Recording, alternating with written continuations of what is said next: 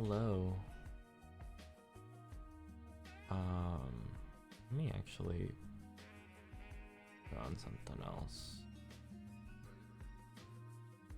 Let's put on the Persona 5 mix. Let's put on the Persona 5 mix. So right now,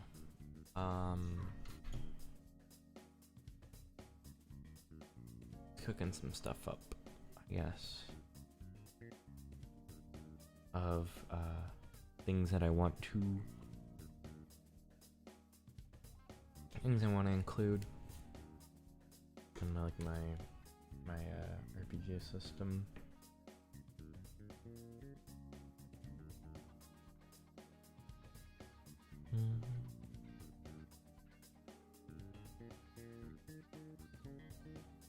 Yeah.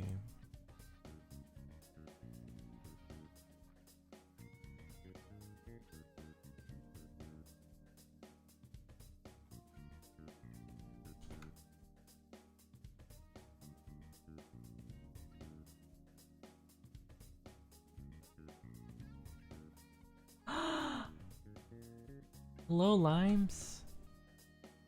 Welcome. Welcome to the show. Yeah, I'm currently just sending this out right now to places where it might be seen. Number go up. Thank you, Jan. Thank you, Jan. Yeah, I'm currently just sending the link out. Hello, Mr. Sok. Hello, Mr. Sok. Stream time, stream time. Yes, it's stream time, everybody. It's stream time. I love stream time. I love streaming. Yay.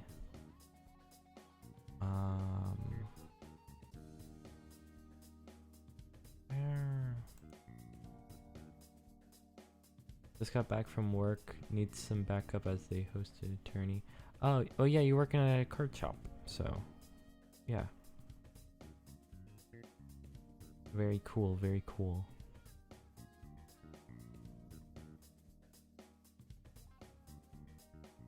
It was Yu-Gi-Oh? That's pretty sick. 20 people. Very cool, very cool.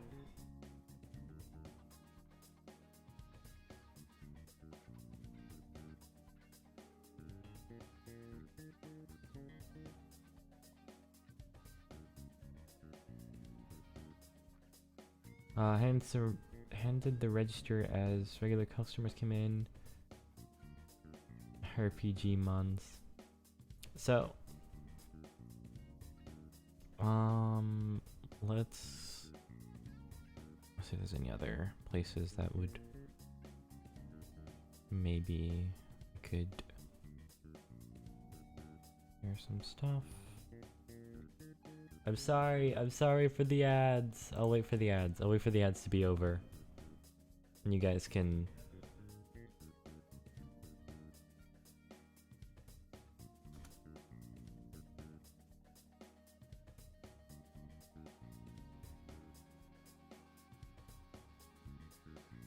Okay. Let's look at... Let me put this on the side and then I'll move this over so I can see it better.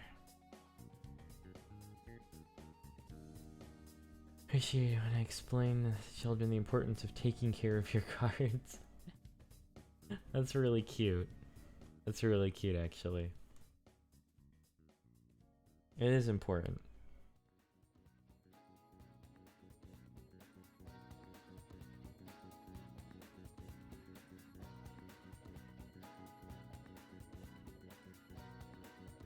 Because so many of them come in with batch cards and I have to explain to them that I cannot buy those.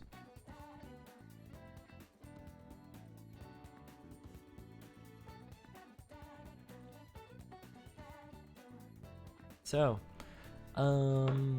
should... Oh, let me pull up some art stuff. Let me pull up some art.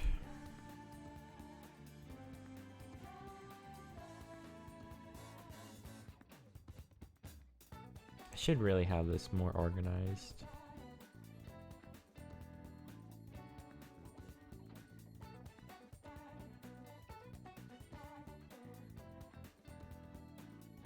There's some other stuff I cooked up. Let me shrink it down about.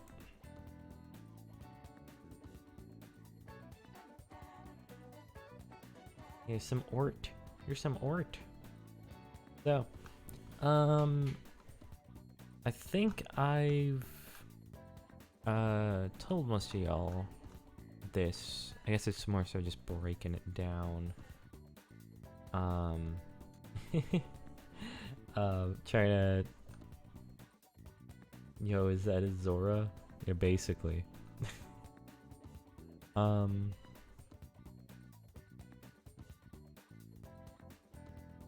So basically, what I've been trying to cook up for the past several months, is essentially a I guess what we would call a system agnostic tabletop game rule set. Very loose rule set. I should also explain. The idea being that, how do I put it? The idea, I guess, being that like a lot of it is more. You did help, actually. You helped a lot. You helped me balance it. You helped me balance this my dumb system. I do want to do more research. There's a really cool game called City of Mist that does some really cool like character-based stat stuff. That I want to look into. It's actually, Jan, I think you'd like it because it's like it's a superhero style thing. Actually, let me pull up the website because the art for it is pretty gorgeous.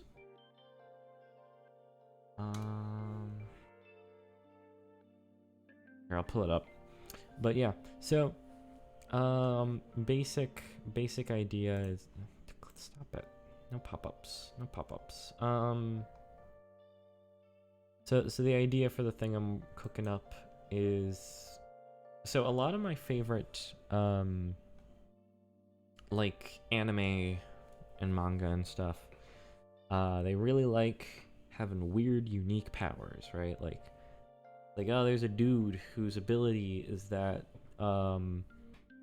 he can attach a sound effect to an object, and when that object is touched, it does the function of whatever that sound effect is, or something stupid like that, right? There's a dude who indebts you, who is like, your life energy is indebted to him, and the only way to repay that debt is to punch him back. So it's like a hit and run tactic, you know, silly stuff like that.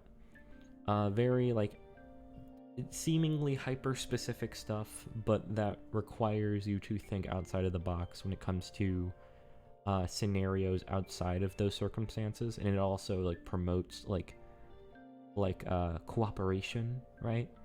Like one of my favorite moments in JoJo Part 5 is when Mista like shoots a bullet, but it's also powered up by Giorno's ability, so it like when it turns into like a tree that they use as like a platform or whatever, right? That stuff is really cool. I really love like creative outside of the box thinking. Thing is, you can't really do stuff like that. Like you can't really do like scenario circumstance based stuff as much with like a video game, right? And that's why we don't really see video games where that type of stuff really happens, right? However, I would argue that like tabletop games are the perfect place to do that, because the rules are essentially just your imagination more than anything else. Like it's like what are you willing to work with, right? You know, it's like what makes sense for this individual scene and for your character and for the story. So you're able to be a lot more flexible with what can and cannot be done, right? Like Like if we're talking D&D terms, like a classic one is like what's the magic hand power called? Anyways, people like using that one. It's like, oh, what if I use it to like grab a thing over there, right? Like it's not what the ability is designed for, and that's not what it says in the rules. But like nobody cares because it's cool, and people think it's cool, so they let it slide, right? A mage hand, yeah, mage hand. That's the one I'm thinking of. Is there really an ability called Bigsby's hand? Sounds like the name of like a southern like barbecue house. Welcome to Bigby's hand. Here at Bigby's hand. So yeah, mage hand. So like yeah, essentially most people break the rules with it, but it's like also nobody cares because it's cool. It's cool as fuck, dude. And I like that. I like that a lot. So essentially, I'm like, hey, what if I combined my love for shonen battle manga and weird? Can I hold Bigby's hand? Yes, you may. So, with consent, consensually hold Bigby's hand. Yeah. So essentially, this idea that I've been cooking up for a hot minute is essentially the middle ground of my love for shonen battle manga like JoJo's and Hunter x Hunter, as well as my love and appreciation for tabletop RPGs like Dungeons and Dragons and Ryutama and shit like that. It's cool shit. I like cool shit. Honestly, I've been really interested in the idea of developing an RPG for a hot minute. Big part of it was there's a really cool YouTuber called Miscast who spent a long ass time developing his own game called Arcane Ugly. It's technically finished, but it's also like still pseudo in development, I guess. Like I think it's still getting updates, right? On my end it came out censored. I'm assuming you said cock. I don't that's my guess. Can I hold Bigby's cock? I don't know if you, I mean, once again, consensually, if you do it with consent, I guess you can. I'm not here to judge. So yeah, is there a reason they call him Bigby? Oh no. So yeah, yeah, it's essentially what this is. I have a whole ass fucking document already explaining different ability types or whatever. Once again, it's the wording and whatnot is pretty the wording on like subcategories and stuff, it's pretty genre agnostic, I guess. I did kind of realize though, it's like the big problem I guess with marketing something as genre agnostic is that like people like having characters and settings and shit to latch onto. I mean, I can always work around this by like releasing a secondary thing, like a secondary thing that has the same rules but a different, like, I don't know, like a more sci-fi setting or more high fantasy or whatever. This is, I guess, I don't know what the term would be, like adventure core, dungeon core. I don't know what the word would be. Like, it's like cool characters like furries and shit. And they like wandering around and they like go on fucking adventures and they like getting treasure. Jake English core. Jake English core. Fucking adventures are cool. I get a cozy blanket. Cozy as fuck. Alright, so adventure. Gee willikers, it's time for adventure. I love adventure. So yeah, I guess I kinda realized I should probably Oh yeah, let me show you a little bit of this, because I wanted to go through this, look at more some of the specifics, I guess. Where's she? I love English to his core. So city mist is okay. Let's look at this dude, right? His name's Salamander. Jan, I think you'd like it, especially because once again, superhero aesthetic, right? It's really, all the art is like super, like, comic booky. It's really neat, really colorful too. It's gorgeous. But you can probably see from like some of the names and stuff. I guess the premise is that like each of the characters is like the embodiment of some sort of like mythological or like mythic or like folk tale or fairy tale character or like creature or something. Yeah, Chernabog, Excalibur, Enkidu, Baby New Year, Basset, Baku. Like, there's a bunch of shit. It's cool. So like, and from what I'm aware, yeah, Boogeyman is pretty sick. So Salamander, Mytho, Salamander, a legendary creature of fire and water. It's like the whole like alchemic. We're gonna be back in the bic. I want to play this. This looks so cool. Yeah, take your time. So, we got some abilities or whatever. Home district affiliation. Okay, so I'm pretty sure this is essentially how you kind of build your character. You kind of highlight keywords, right? So you got like heartthrob, city water worker, Nimbus of primordial plasma, up and coming crime fighter, right? Those are like your keywords that kind of denote, it's like, okay, what would you get bonuses on for your roles or whatever, right? Or like, what could you reasonably do? So all around good guy and serious heartthrob. Salamander is just a city water worker before he started having dreams about a burning lizard-like creature made of a substance which is both fire and water. He became capable of producing the substance as a nimbus of primordial plasma, and having realized his potential, his activity as an up-and-coming crime fighter. So yeah, pretty neat. Let me pull up the one you were looking at. What was it? Boogeyman? She's a child psychologist. Logos. So yeah, Mythos is their power or whatever, what they embody, and then your Logos is like IRL, logic, material reality, right?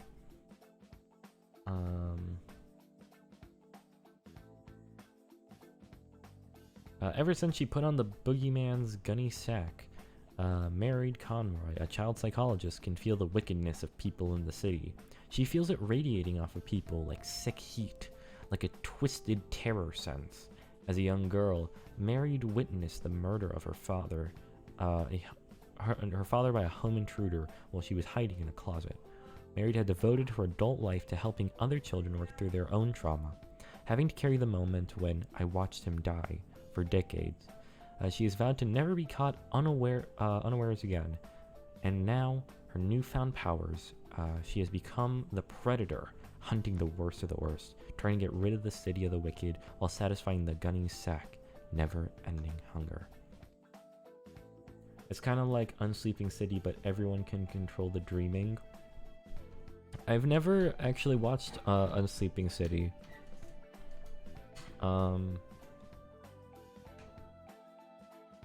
But I'm gonna take that as a probably. That's gonna be my guess. So let's actually wanted to pull up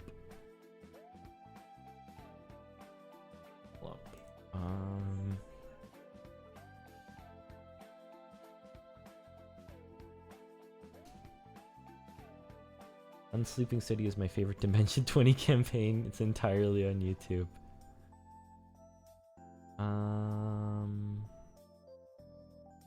Identities. Let's see. Districts.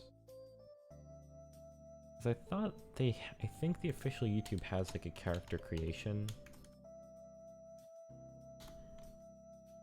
Because I'm sure that's fucking... like I think if D&D 5e has taught us anything, is that like rules can be very nice to have for people who don't have any fucking idea what they're doing. Right? Like it can be very daunting to be like, hey, you can do literally anything, right? And that's kind of I think that's the main issue with looking into like similar concepts to what I'm working on. Like the main criticism I always see is like, hey, this has a lot of flexibility, it's really cool, but it doesn't exactly explain how to build characters or how to doesn't really give like examples of characters, or like doesn't really give enough structure on like how to do that. That's the whole point of alignment. Kinda, yeah. It's like it's giving structure to people who don't exactly have the experience to, like, I guess, be able to create these things outside of some type of structure, right? So I guess the idea is like, maybe instead of maybe including some sort of like step-by-step, like, here's what you should do to make your characters, like work on your backstory, you know, have your goals or whatever, right? And then it's like, from there, take key aspects and try to, you know, cook up an ability based off of your backstory, right? Like, the example, you know, if your character had their family die in a house fire, maybe they I don't know, they can create fire or whatever, right?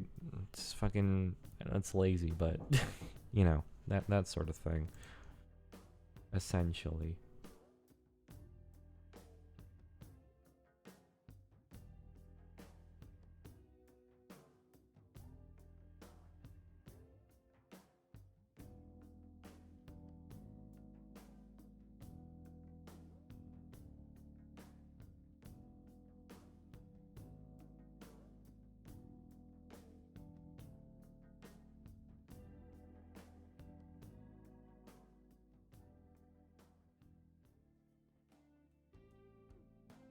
So, yeah, ultimately, I think having some sort of means of explaining, like, hey, this is character creation or whatever, that might be a good option. Mist is a tabletop RPG with an incredible amount of freedom when it comes to character creation. Let me pause the you Persona can make music. monster hunters, time-traveling computer hackers, or even just some guy who can change reality but also lives in his mother's basement.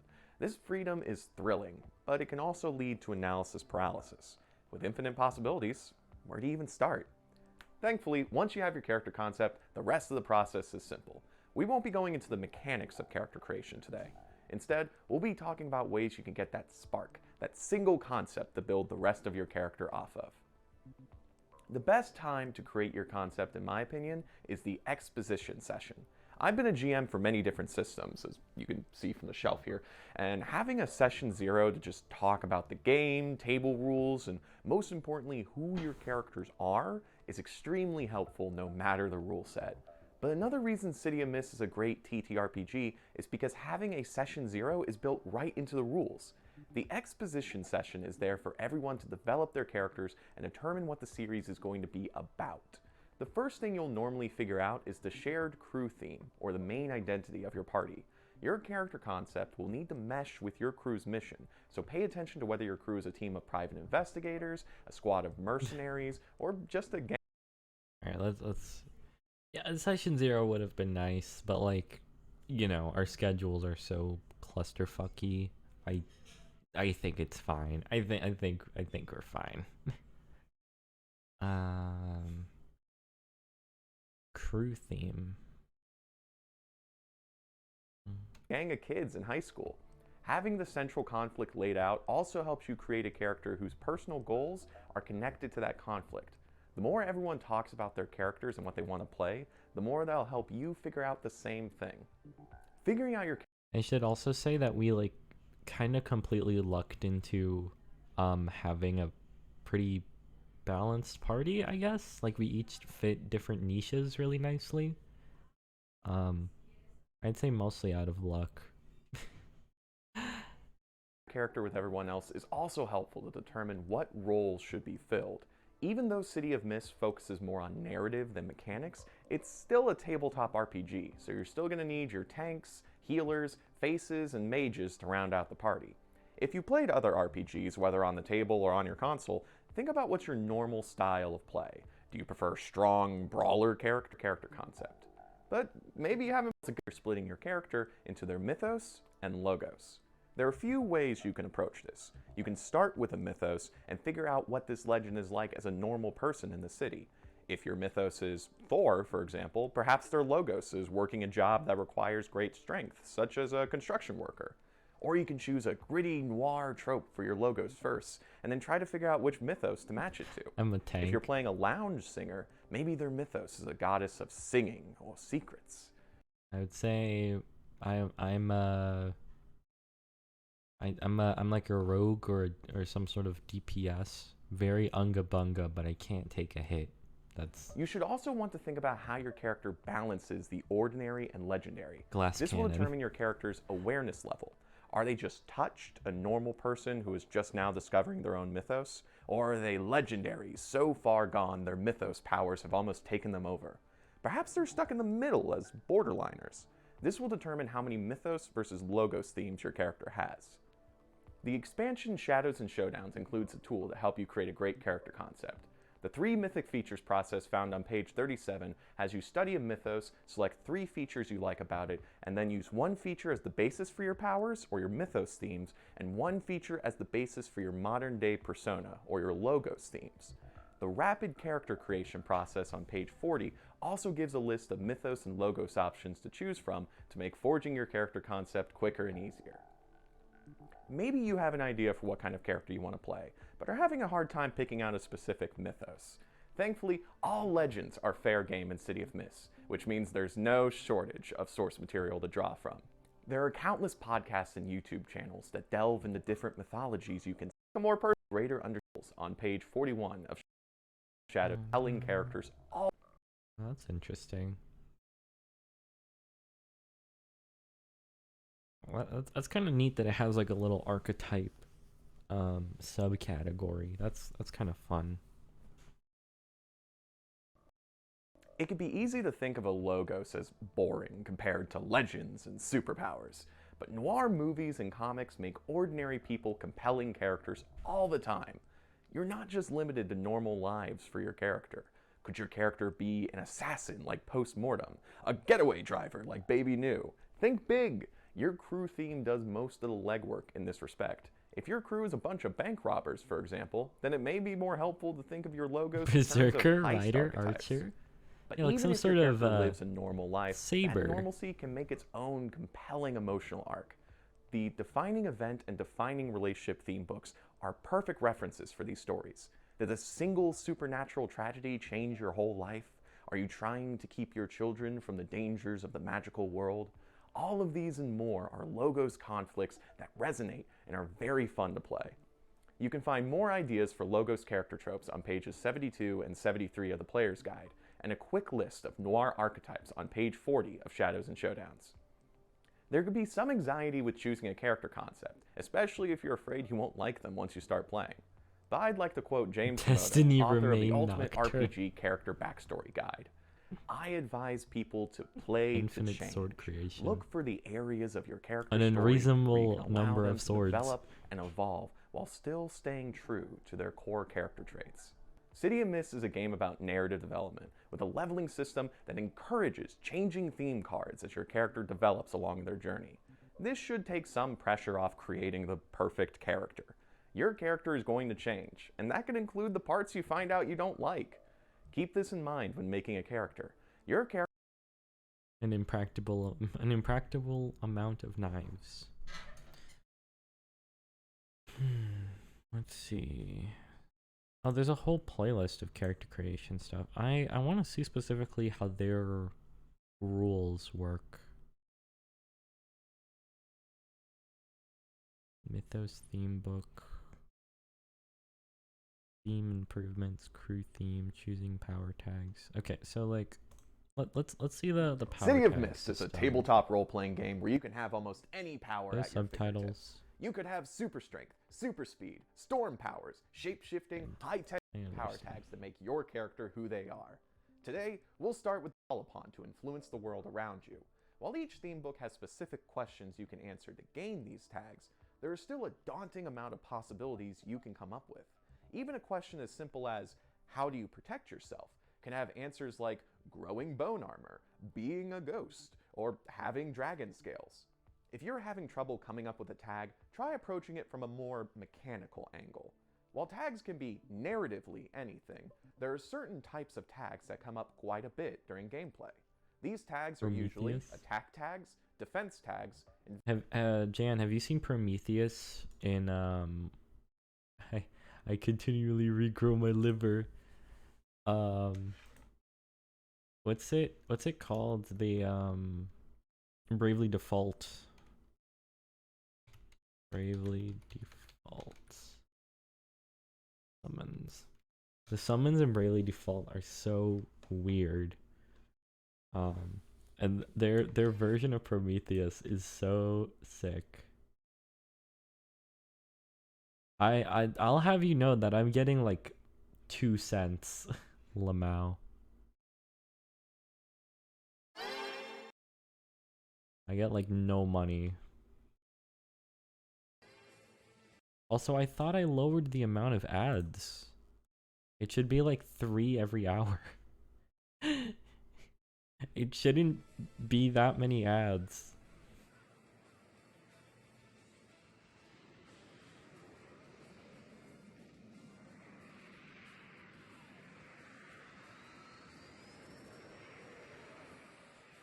Yeah, tell me when you're back from the ad break. I've had 6 today. They're over now. Jesus Christ. Yeah, no, I am... Because I thought I had lowered the amount of ads that appear in my settings. Because, like, multiple people were like, holy shit, there were way too many. I was like, yeah, I can fix that. 2 sessions of 3 ads. Christ. Okay. That... I don't know why it's doing that. Okay, so in Bravely Default, all the summons are like weird modern technology things. And Prometheus, for some reason, is a train. Prometheus is just a hell train that just spews fire from its mouth. It's just a hellfire train. Oh yeah, because Papa Bezos. Yeah, unfortunately Papa Bezos, I guess, is my boss now. That's good. That's great. I love working for him. Technically not even the first time he's been my boss, because I used to, I used Anchor FM to upload the podcast that one time. And Anchor FM is, I think, a subsidiary of Spotify, which I think is also owned by Amazon. Or maybe I'm just misremembering. I think I'm misremembering. I don't think... Maybe Spotify isn't. What is... does Amazon have its own music thing? I know it has Audible, which has podcasts, but like... Yeah, I don't know. investigation tags, social tags, and stunt tags. Attack tags are exactly what they sound like. They're the first thing you call upon when a case goes bad, gun... Maybe I...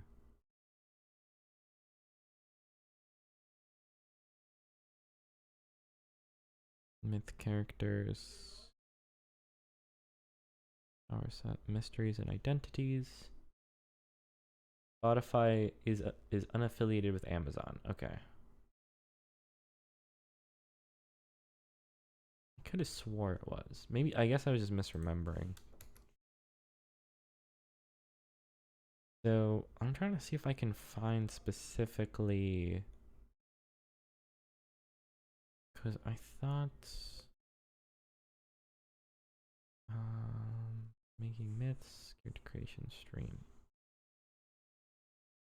Let's see if this one has some like notes and examples and stuff.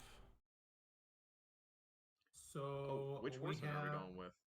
I think we'll go with pestilence. I can do famine if you want, but I think pestilence is pretty cool.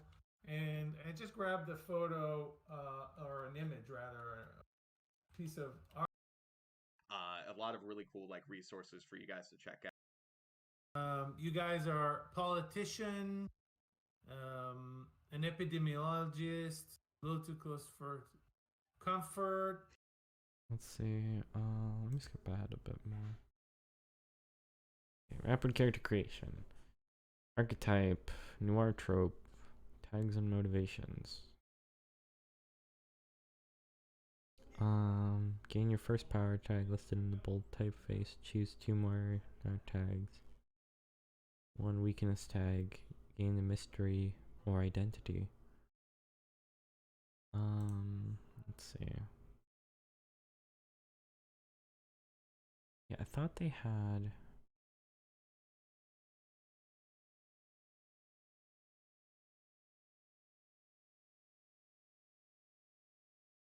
Okay, let's see this one.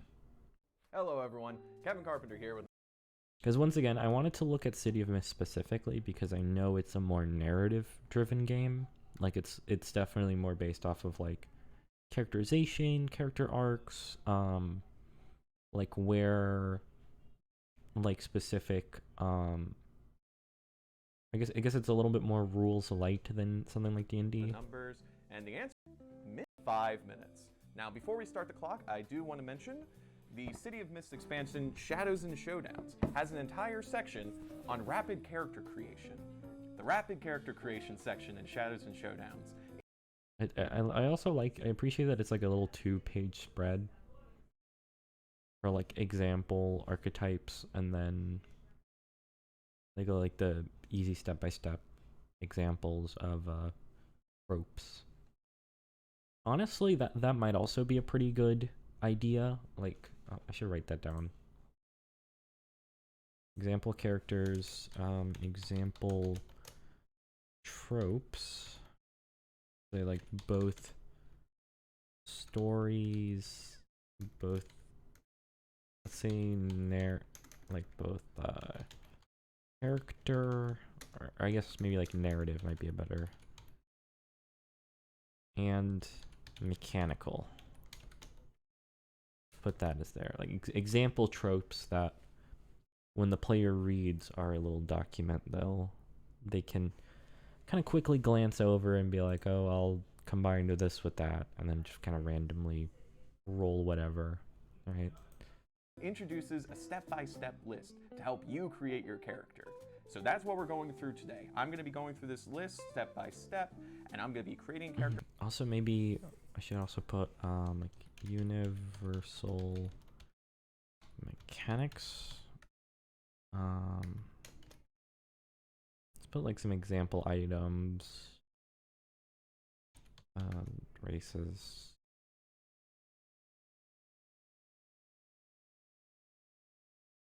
Yeah. Like I said, in under 5 minutes. So, start the clock. 3. Type universal monsters. Yeah. The Phantom of the Opera is 2, like 1, the best go. character. Okay, so first off, I do actually. we're getting near the spooky season. I actually do want to make some sort of like expansion or whatever that is more like gothic horror inspired. Like I do already have ideas.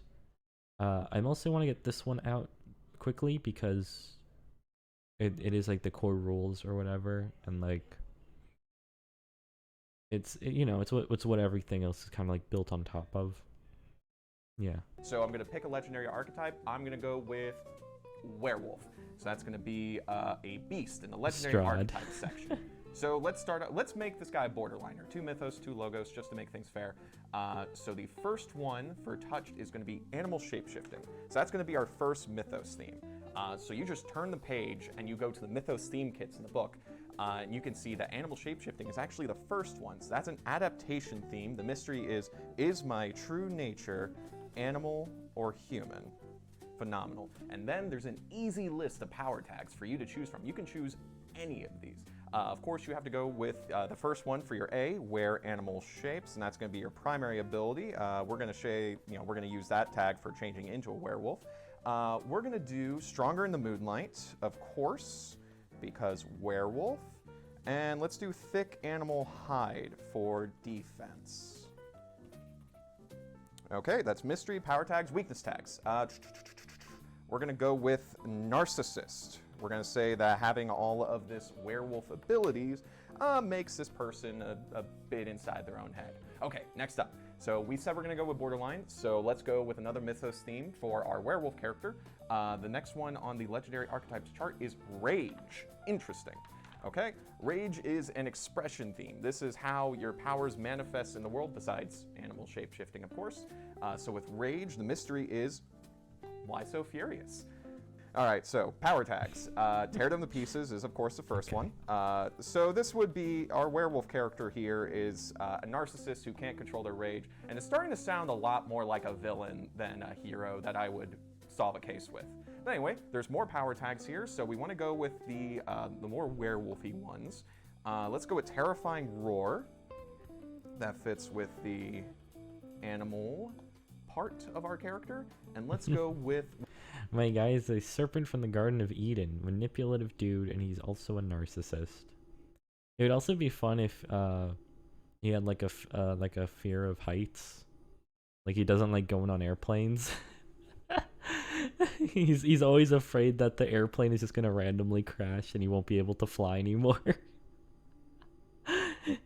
Withstand physical punishment. That could We're be building fun. sort of a offensive defensive character.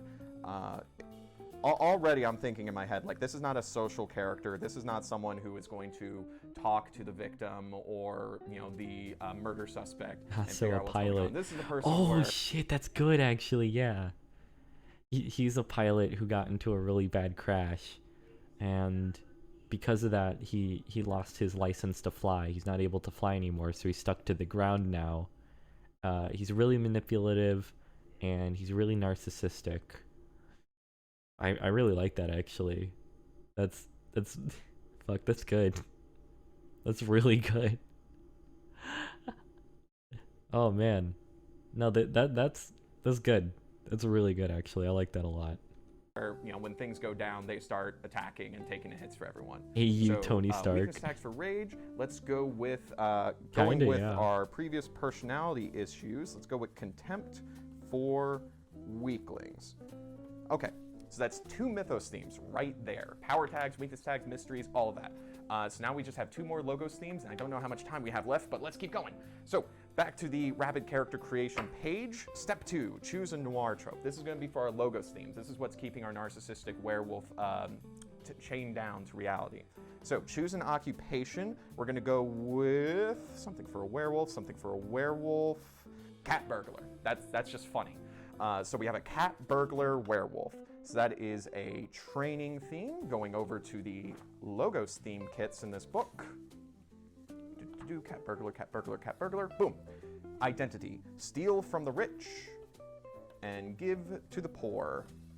Me. So our werewolf thinks very highly of themselves and really likes to steal from the rich and give to themselves, of course. So cat burglar, power tags. First one, breaking and entering. And let's do acrobatics, you know, because they're a werewolf. They can move around a lot. And let's just do stealthy, because, you know, while we have like a big werewolf persona, there is inevitably going to be a point where you're going to have to sneak around. You can't just fight your way out of a situation. So yeah, we're going to use that, just kind of well-round our character. And then weakness for cat burglar, we're going to go with, you know what, greedy. All right, so final thing. We got the occupation. We have a cat burglar werewolf. We need one more thing, a personal feature. 15 minutes of fame, alcoholic, charmer, debt, hard-boiled, I killed someone, lost a loved one, martial artist, single parent. You know what, we've kind of bundled up a lot of like bad traits with this one. I want to go with single parent. there's a reason that they're stealing. There's a reason that they're going out and getting in all this danger. And it's not just for them. It's also for their child. Their cub? Is that bears? Is that also wolves? Is it wolf cub? Wolf Arf. pup? Wolf pup. That's it. So anyway, single parent identity. Oh, well, let's go over to the Logos theme kits. Single parent, single parent, single parent. Boom. My kids come first, no matter my personal sacrifice. Awesome. Power tags. I do anything for my kids. So if you attack this werewolf person while threatening their kids, you're in for a bad time. Let's see. All right, so werewolf, has a kid, single parent. Let's do furious screaming to kind of like add to the roar power tag that we had here. And then let's do, you know what? Foster and encourage others. And then weakness tag, let's do no time for myself. Being a single parent is a full-time job, man. All right, so A good narcissistic I love how we've parent. given this narcissistic werewolf character now someone Man. else to care about in this world, I as wouldn't know well anything as about a goal to strive for, That's mean. something to have hard choices against. And let's see here. Oh, that's actually it. So stop the clock there. We have a full character complete with power tags, weaknesses, mysteries, and identities. And you know what? The next step here is just customizing this character. Who is this werewolf? This werewolf that is breaking into people's houses, breaking into the rich to steal their stuff and provide for not only themselves, Exactly because they're 5 minutes, narcissists, they yeah. enjoy it, That's also pretty providing impressive. For their pup. 5 minutes on who the is their dot. human child, but they call them their pup in real life, and it's kind of weird, but Do you also think? their friends who know that they are a werewolf understand. And I think that's the true journey of this character. Yeah, is I finding mean- out that you can extend your pack past your progeny. You can extend your pack to the crew that's helping you solve the case. Or at least that's how I'd play it if I was playing this character. So thank you all again for joining me. Once again, you can see just how easy character creation It looks is. like it looks like it was about 6 minutes. I think. That's what it seems like. 'Cause it's from 1 to about 7. Yeah, from 1 to 7. So yeah, it's more like 6 minutes. It was almost 5 minutes on the dot.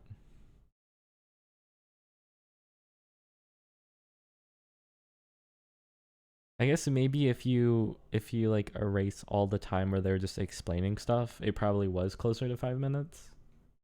The like just pure character creation, which I mean is very impressive.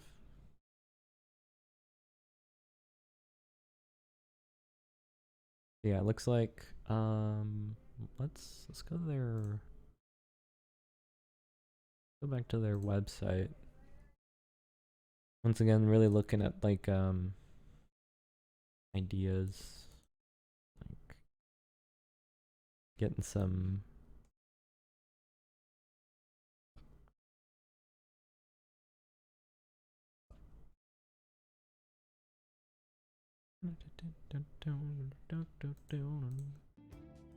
put the music back on. Oh, they have a Discord. That's cool.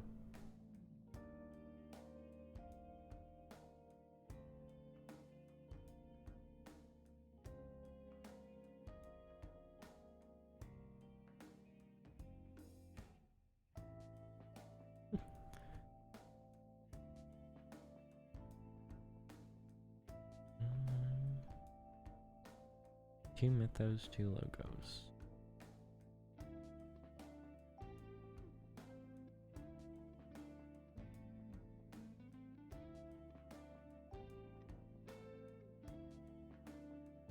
So probably like there's that one, that, and that. So yeah, good four things. So is it like 3, 3, 1?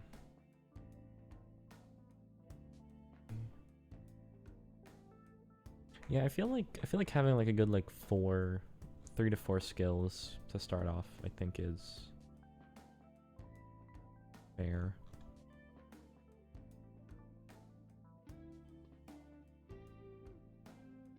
But yeah, I think, yeah, having like a character creation be like the kind of the forefront, right?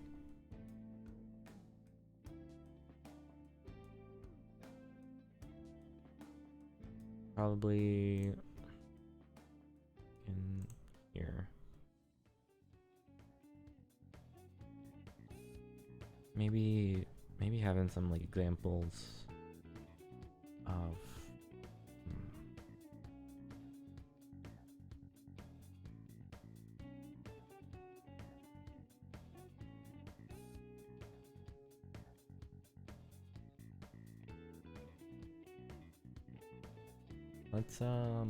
let's kind of write down maybe like what do we think would be, because I know what's it called, what was that other game called? It was like something arms JoJo D&D Overarms, that's what it's called.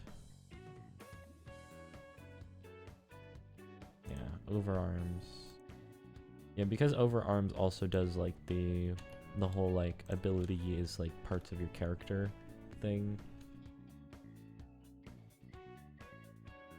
It's kind of a big part, and like it explicitly tells you, it's like, oh yeah, what is your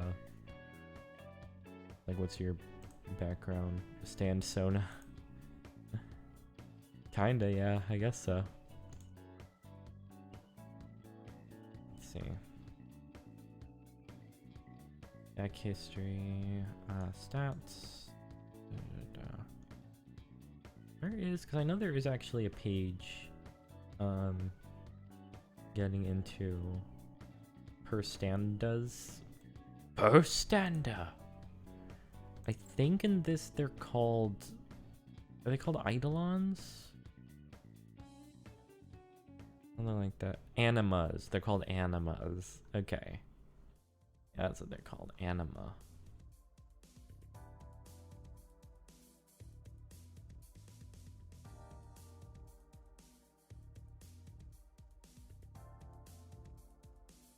Let's actually let's pull up the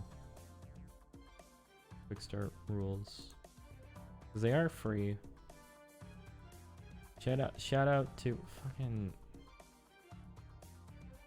What are we doing today? We are we're currently cooking up some RPG rules. Okay, let me.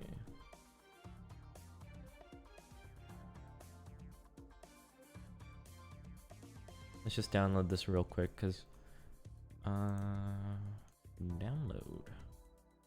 Yeah, we were just looking at this here. City of Mist. My boy Sai baby. Aw. Thank you. No, you're the coolest VTuber around, Mr. Sock. You're breathtaking. You're breathtaking. Let me look up overarms.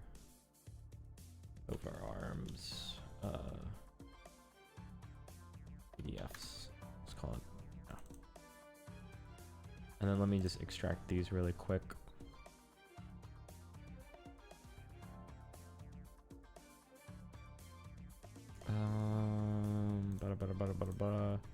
Okay, so let me. So this character sheet, quick start book. Yeah, is this it?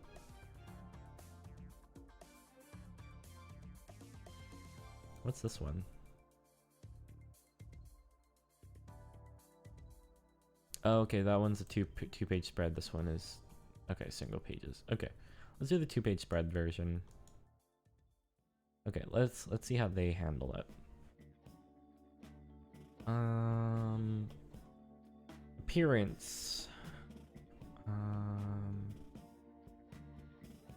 Awakening, their bond. Okay, so anima present themselves in a large variety of ways.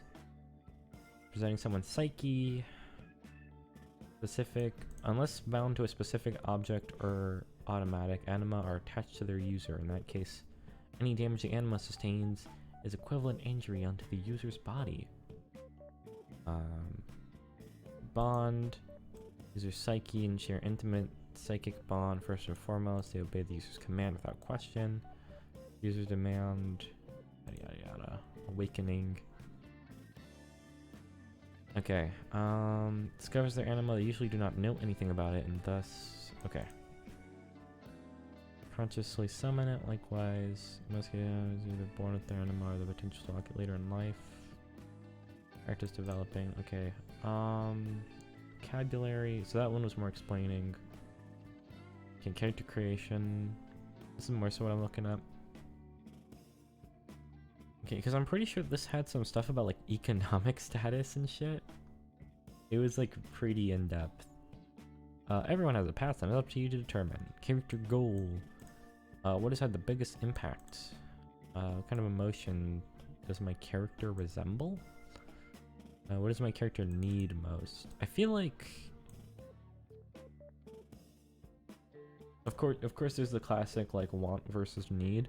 I don't know that I would necessarily recommend knowing what your character's need is at the beginning of the story. I think a big part of the fun is, I mean, there's nothing wrong with it, but I think a big part of the fun of D&D is seeing how your character changes. When and why did my character gain an anima?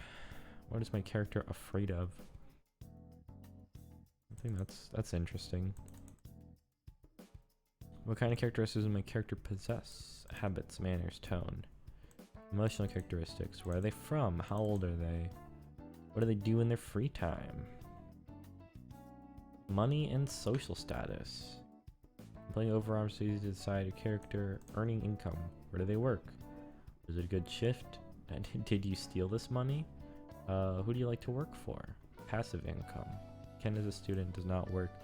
Comes from a middle class background, is able to give him... Oh, okay, so it's like literally gaining like gold in game.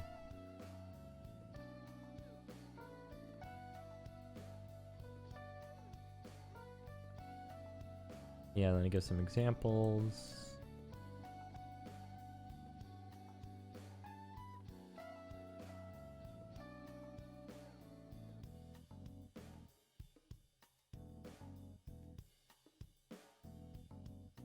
Let's social investigation. Okay.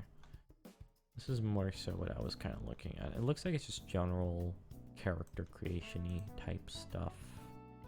Because I know D&D has its own, which is like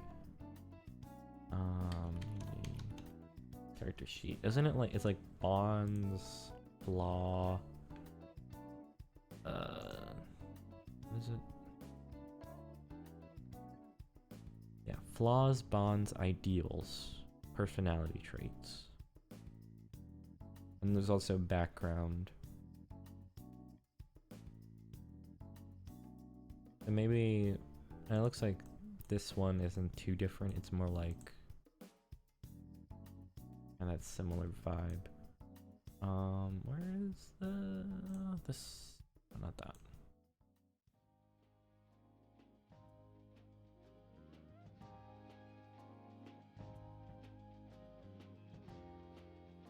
Affiliation.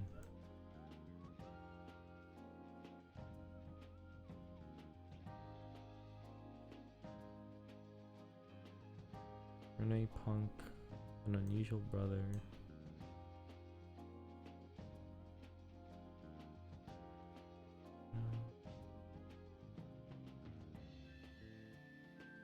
Okay, let's say like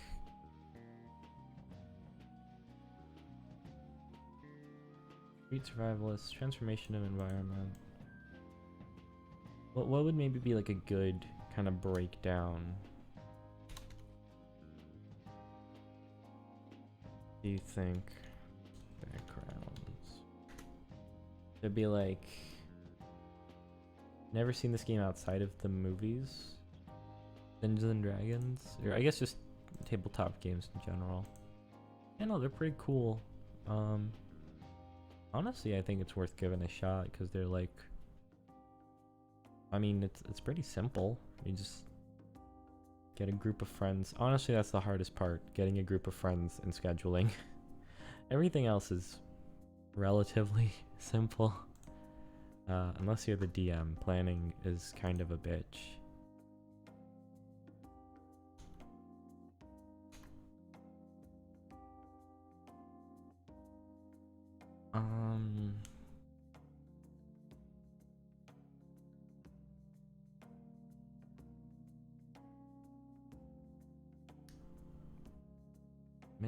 Maybe something like,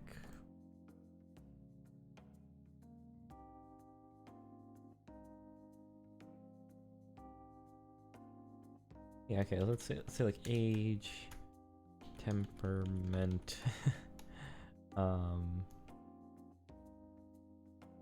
Actually, maybe we can save those for last. Like age, say background.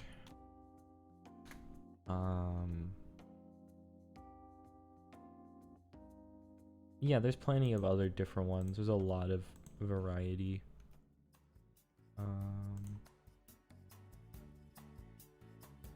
Ideal, I like. Fear. Law. This is now 9 advertisements, Cyber.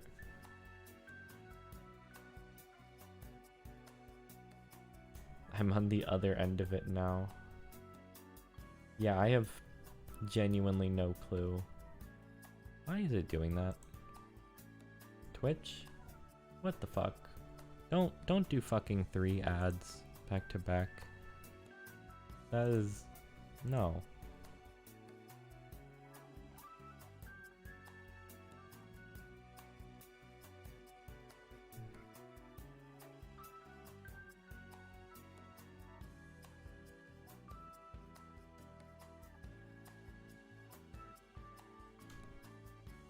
My man making bucks, I think. Oh god, I wish. I'm making like 30 cents probably.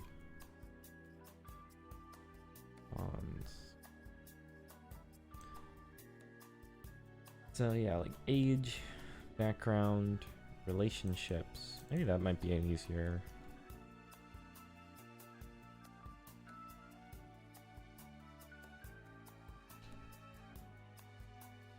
Age, background, relationships, your ideal, your fear, your flaw, and your temperament.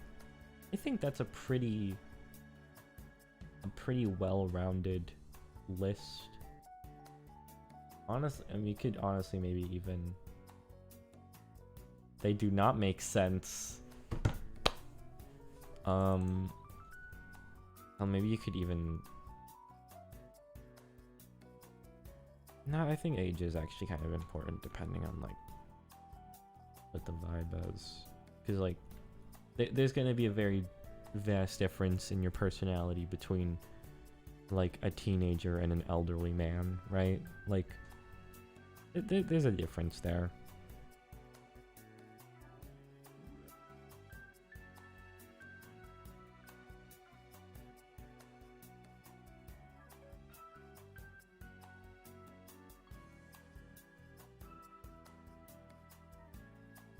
What did, was...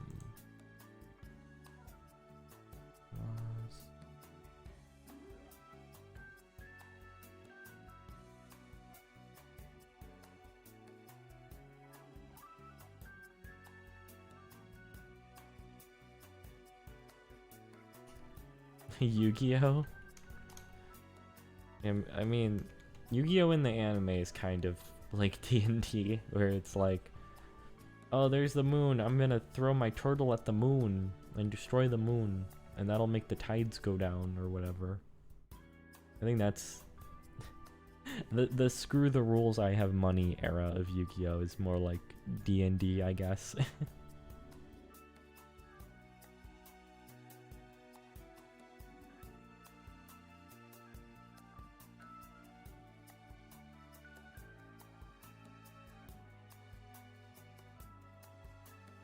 I I think this is a pretty decent. You got your age, how old you are, your background, you know, where you were raised or whatever. Yeah, there is a movie. There's a D&D movie coming out. It looks all right. It looks pretty okay, which is honestly much better than I ever thought a D&D movie would be.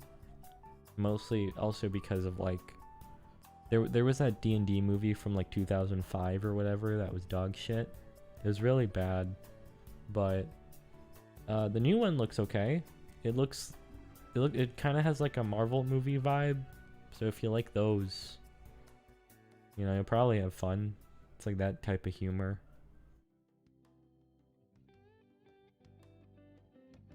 Yu-Gi-Oh! Itself in real life, I wish it worked like that. Yeah. If you like that type of vibe, if you think that sounds more fun than actual Yu-Gi-Oh!, that's what TTRPGs can be like. That's basically a big part of the appeal, is that as long as your imagination lets you do something, you can do it, pretty much. And also the game master thinks it makes sense for the type of story you guys are making or telling. So, yeah. We could also... we can also make like a list. Yeah, so, oh, what the, oh my, did not mean to do that. So, example tropes. Then we could also give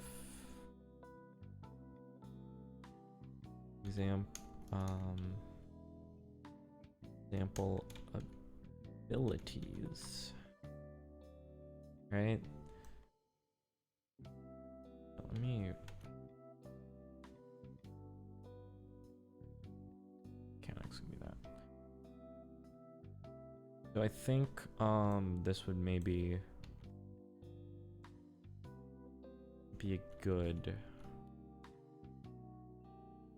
I'm sorry if this is an absolute mess to y'all. I'm trying to make this make sense to myself. So, right, you work from your character background, and then maybe like highlight straight writing here. Now this is epic. So true. Key. Let's highlight key phrases to help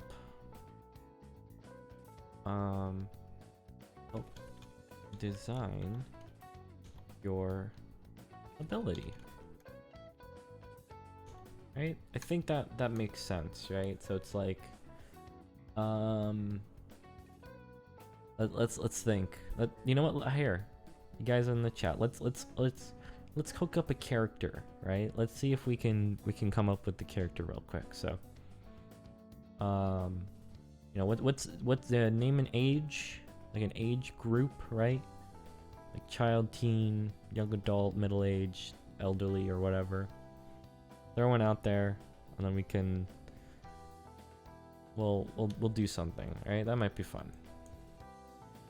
So name an age, and then from there we can.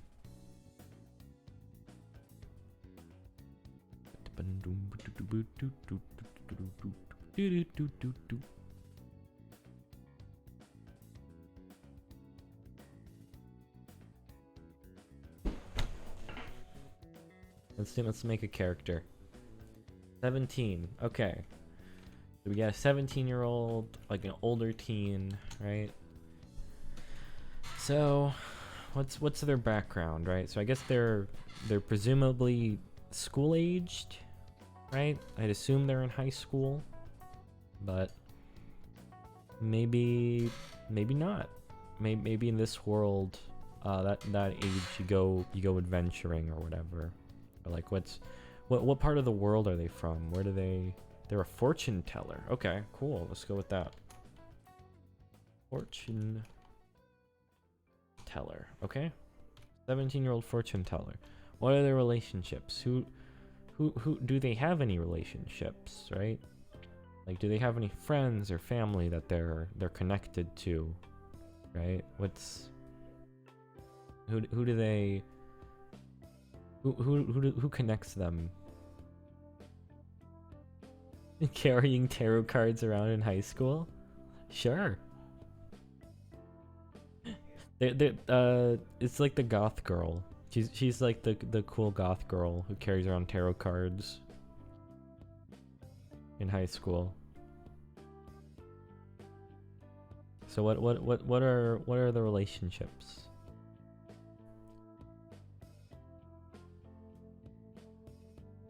Maybe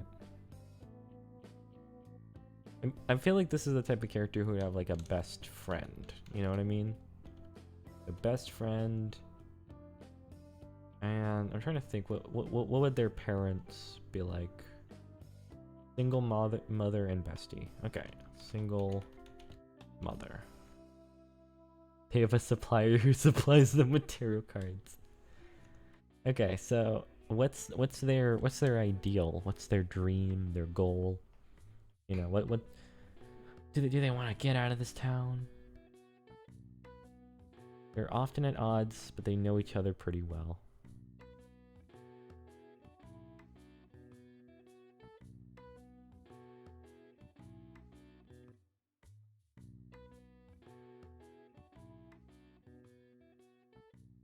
Turn misfortune into good fortune. Okay. So maybe their ideal is like maybe they're an optimist, you know? Like making the best out of a bad situation. Like you can always make the best out of a bad situation, right? Like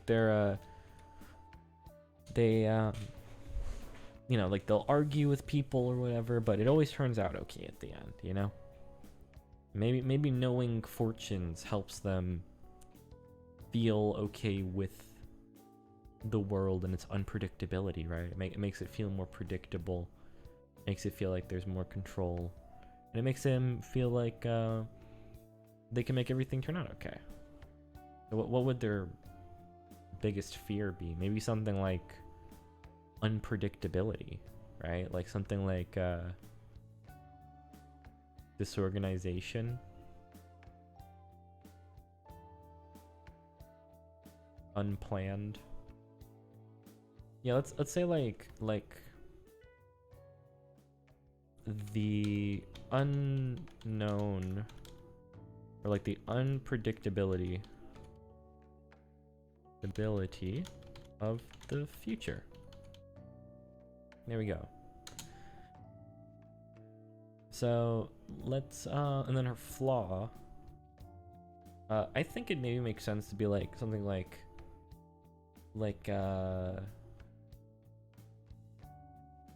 maybe her biggest flaw is that she assumes that all things sort themselves out. So maybe that leads to her being sort of like, maybe sometimes she can be kind of like unproactive, like unactive, or you know, she could be more proactive, and maybe that like upsets like the people close to her, is that like, you know, because she just assumes everything will be all right in the end, that leads to them feeling unvalidated, you know, something like that. Temperament, I'd say like, I mean, I feel like this seems like a pretty optimistic person, or at least someone who tries to have control over their lives, tries to view things through an optimistic lens, right?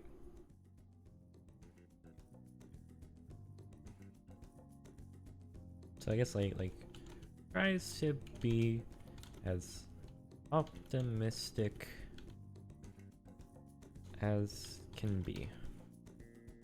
There you go. And then Look at that. Couple minutes, boom, we made a fucking character, right? It's a history. She's a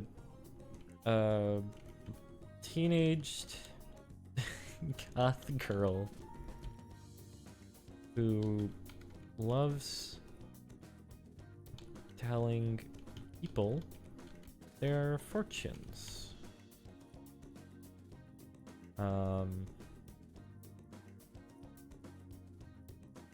With only their mother. They only hang out with one person.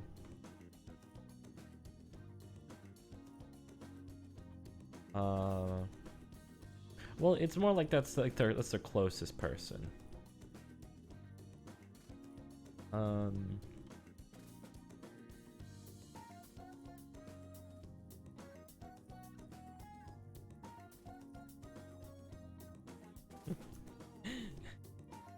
Yeah, I mean, there you go. It's a fucking... I don't feel like writing everything out, but I feel like we got a basic idea of like what this character would be like, right? Like, your best friend's tarot cards tell a different future each time, leads to them wanting to investigate why.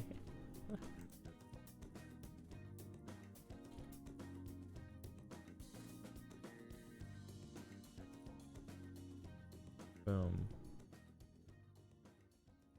Boom. See that? So maybe I'm trying to think like how you could mechanically do some sort of fortune telling thing, or maybe something with like tarot cards specifically, like, or if her whole thing is like specifically like being optimistic of like things changing for the better. Maybe she's like a more mechanics based character who can like take bad rolls and then turn them into good rolls or whatever, but she has to use that bad roll for like the next roll or whatever, you know what I mean? There's something there. You could do something like that where it's like you kind of redirect to luck, where it's like, okay, this action I'm gonna make it into a good luck, but that means that I need to do a bad luck, you know, in exchange, right? Do something like that. That could be cool.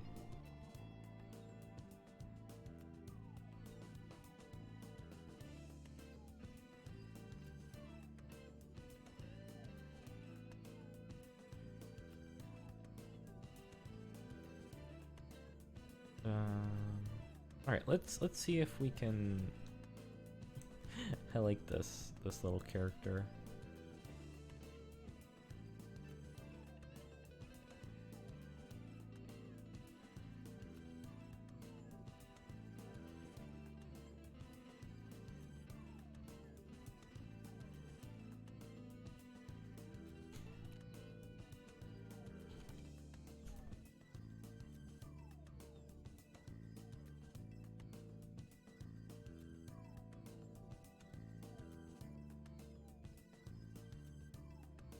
Boom.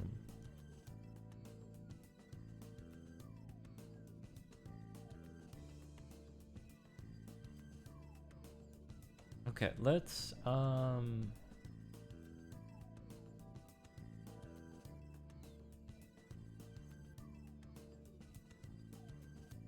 trying to think what would be a good like next step, because I feel like this is pretty good.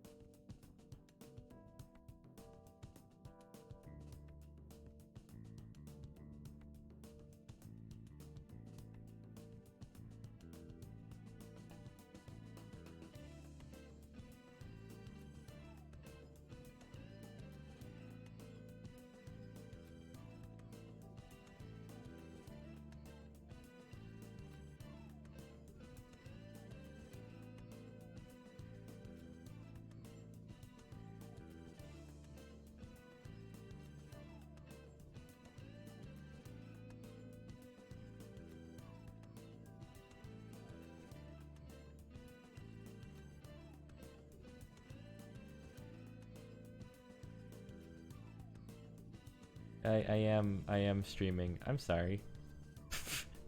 Lamau. Okay. Let's trade and trading each other's luck. Oh yeah, okay, what if they're like her ability is trading cards. But she trades luck. She trades luck with people. Trading luck. There you go. Boom.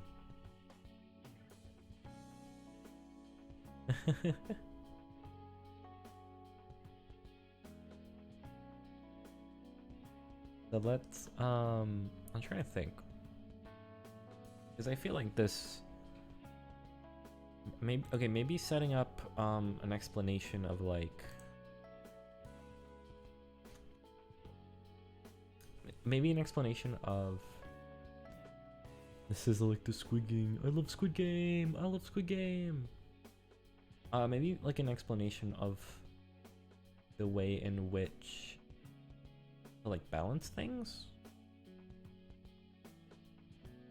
As many words as I want until one of them sticks or I get arrested. Let's say how would we put this?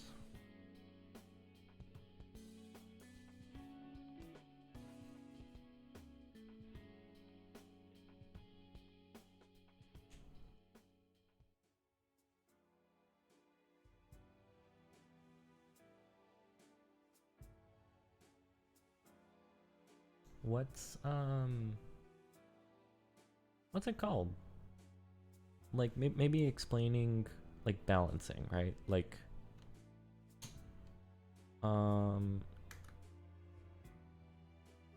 every there's something like vocabularies.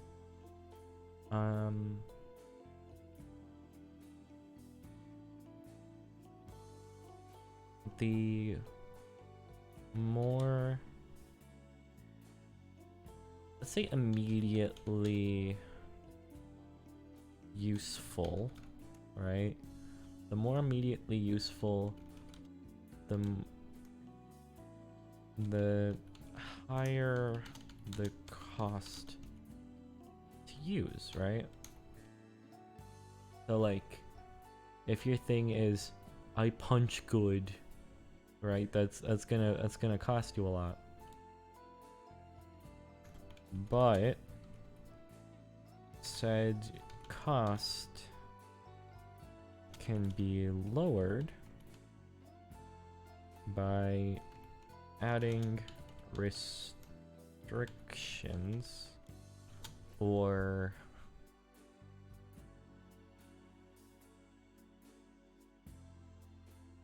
activation requirements. Right, that might be a good way to put it. I would like to punch Gooder. I would like to punch Gooder. I'd like a number to go up. Yeah, if your fucking player is like, I want super strength. Say no. It's the worst. It's the worst fucking. It's the lamest ability. Lamest fucking ability. No. Veto that. Oh, I want to punch good. I want to punch. I love punching good. Punch good. Yeah, veto that shit. Fuck super strength. I fucking hate super strength. It's the lamest shit.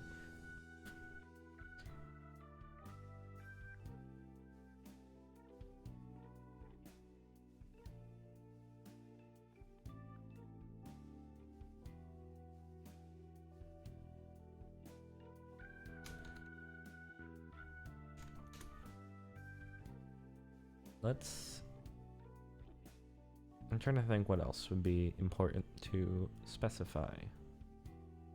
Oh yeah, I should also, maybe I'll pull up right now.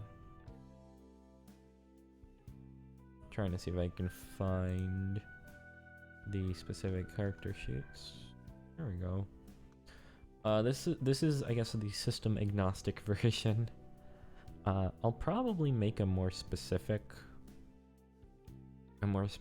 one with like icons that aren't stolen from the Final Fantasy VII remake. Yeah, this is a prototype, right? This is for funsies. Don't sue me, Square Enix, alright? I'm not profiting off of your little icons. But yeah. And your 4 main stats. I'd like to punch Cooter. Squeenix is coming for me. Oh no, Squeenix is gonna stomp on me like a little bug. Oh jeez.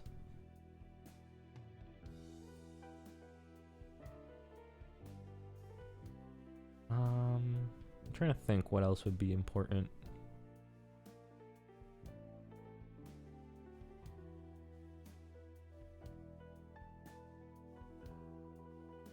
Prep yourself for getting Goomba stomped. Oh no! I'm a lonely Goomba stuck between 2 pipes. I guess I'll play this Game Boy for the rest of my life.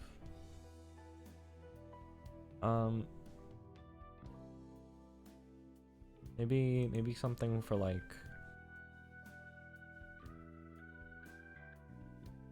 small turtle house. Small turtle house. Yeah, maybe something going over more explicitly explaining what fighting style and weapon describes. Where it's like weapons can be like non-lethal tools, right? Like you can use yo-yos to fight, or you can fight using an umbrella, or you can be like Kanji from Persona and use a chair to fight. You can fight using a chair, right? We could have like a basic sort of like scaling of what damage certain I guess certain scales of weapon would do. Maybe that'd be a good way of explaining it. It's like, because I think ICRPG has like flat numbers for specific weapon types. Let me pull that up. So this is Index Card RPG. It's basically an alternate rule set for Dungeons and Dragons. I think specifically 5th edition.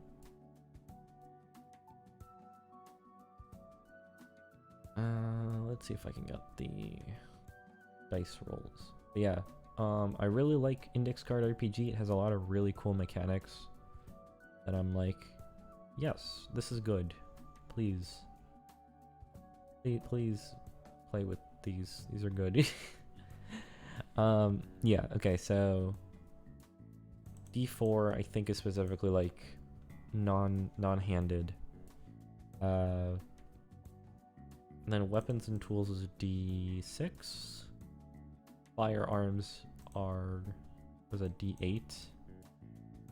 Magic or energy is D10. And then when you roll critical success, you can roll a D20. Or sorry, you roll a D12. So if you crit, you do D12 damage. Or you can do D12 damage.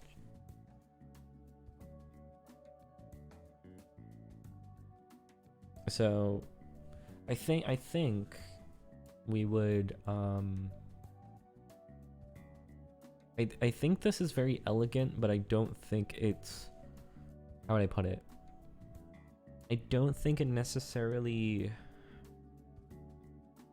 fits what we're going for, where it's supposed to be a little bit more loose of like what we're defining as a weapon. Oh jeez. I swear, I thought I fixed my thing.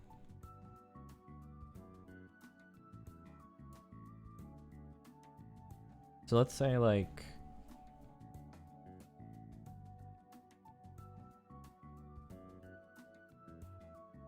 D4. So if characters are having their health in integers of 5, right? I think, or like integers of 10, I think maybe might be more accurate, where it's like your average character's gonna probably have like 20 health, and then your non-powered humans would have like 10 to 15, I guess.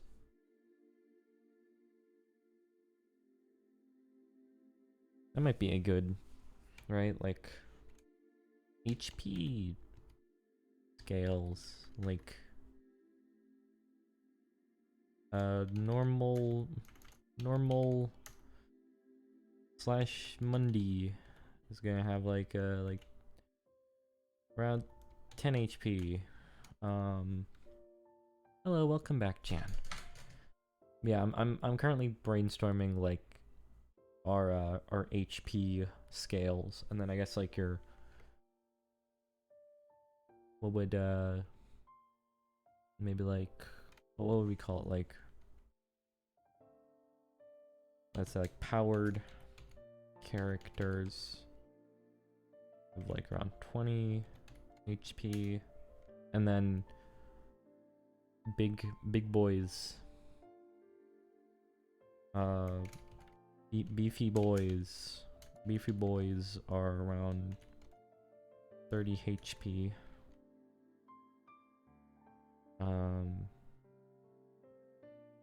And then I think 40 only if you're like crazy, like crazy boss would have around 40.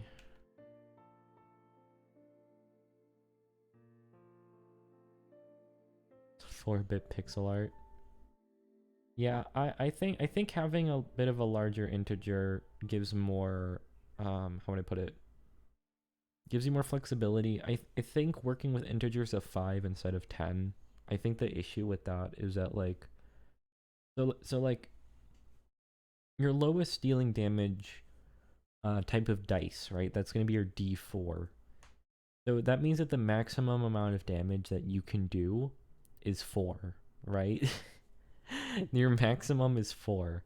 So if you're dealing 4 damage to like a dude with 30 with who has like 5 HP, then like what the fuck is even the point of upgrading to like a D6 or whatever, right? Like obviously it's going to make your averages higher, but like that's not really like a back and forth, right? That's not like a story you're telling with that fight, right? Not to say that like also, you know, a really good thing to like implement is also it's like, hey, not all conflicts need to be until 0 HP. You can have conflicts where it's like, oh, I'm so damaged and bloodied that I am going to do a tactical retreat, you know, get my reinforcements for later. Tell my big boss that you guys are trouble, so that way we're more prepared next time or whatever, right? Like you can do that. So yeah, that might be good. So if we're assuming, yeah, like 10 HP for normal people, right? So they can take like so if we're saying punches are like D4 damage, right? Like no brass knuckles, just like pure flesh and bone punches. Okay? If the maximum of damage you can do is a D4, that's like a boxer punch, right? That's your best punch. The best damn punch you ever did. Right? So I think that makes sense, right? It's like a Mundi can take like 2 boxer punches and like an average punch before they fucking black out, right? I think that I feel like that makes sense to me. Like 10 HP for like normal people who don't have powers, right? I feel like that makes sense. Let's do one of those. Let's I'm gonna Google this now. Yeah, how many punches can your normal average person take? How many boxer punches to the head? Let's see. Before you black out.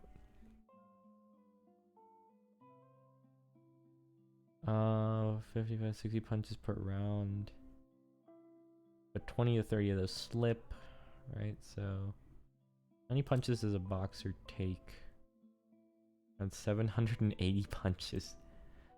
Head before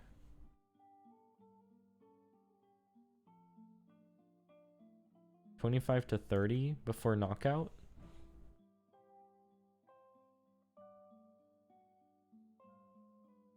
$25 to $30. 25 to 30 punches. Well, I don't exactly want to play a game that's 25 to 30 rounds. That sounds miserable.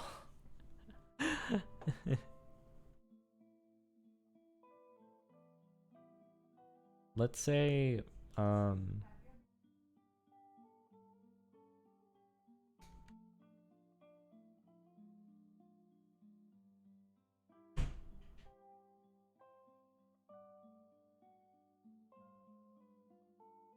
I feel like this is fine. I think anything over 40 is definitely overkill. I think 40 is, I think even 40 is a bit much, honestly. Like, I think 20 is like a good sweet spot for like conflict. Let's also do like, those are regular punches. That is fair. Yeah.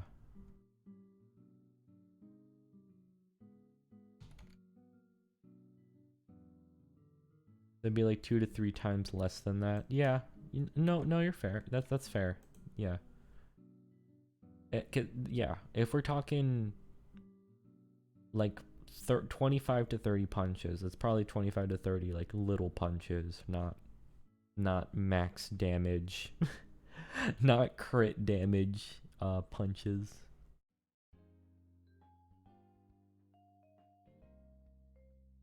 So what okay, we got was it D4, 4, 6, 8, 10, 12, right? Or is it all just,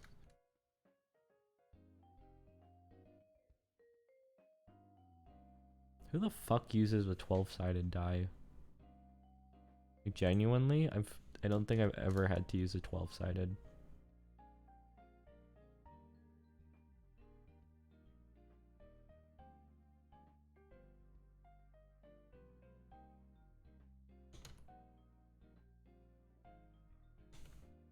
Let's see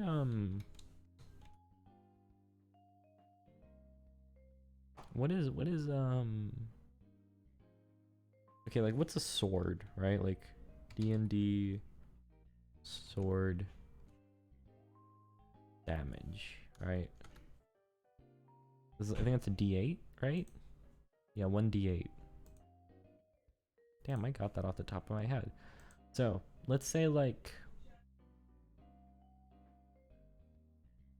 let's say like D4 is like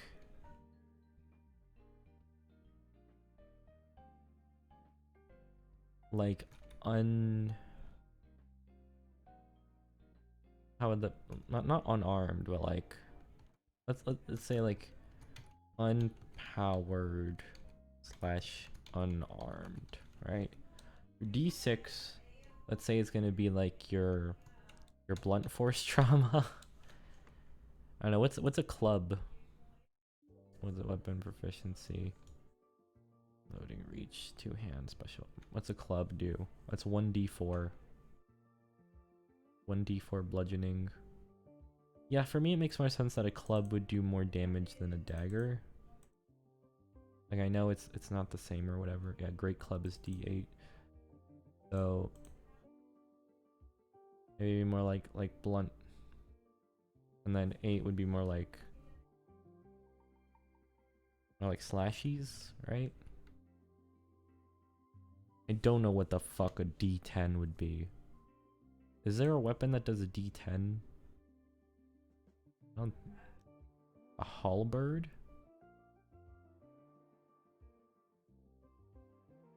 Are they that dangerous? I mean, I guess they're spears. Spears will fuck you up, but like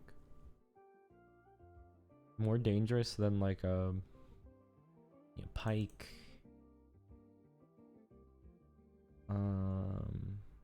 Crossbow.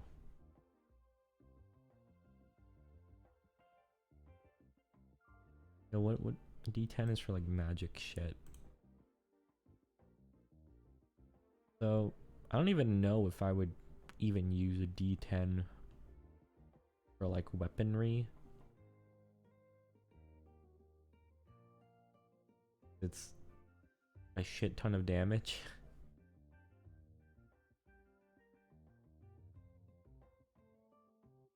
I mean, I guess ultimately it's not that much more than... Well, I mean... Cause like, let's say like you're fighting like a 30 HP dude, right? Like it's 8, 16, 24. That's gonna be 4 hits versus a D10, which is 3 hits, right? If we're talking like you're completely lucky, right? I don't know. Am I crazy here? Am I fucking crazy? Let me pull up, how does Ryutama do there? Because I know Ryutama is also a multi-sided dice rule system.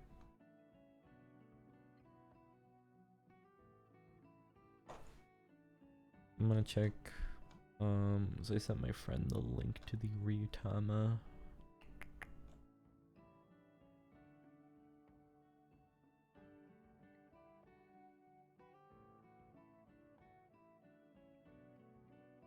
That's a cool one.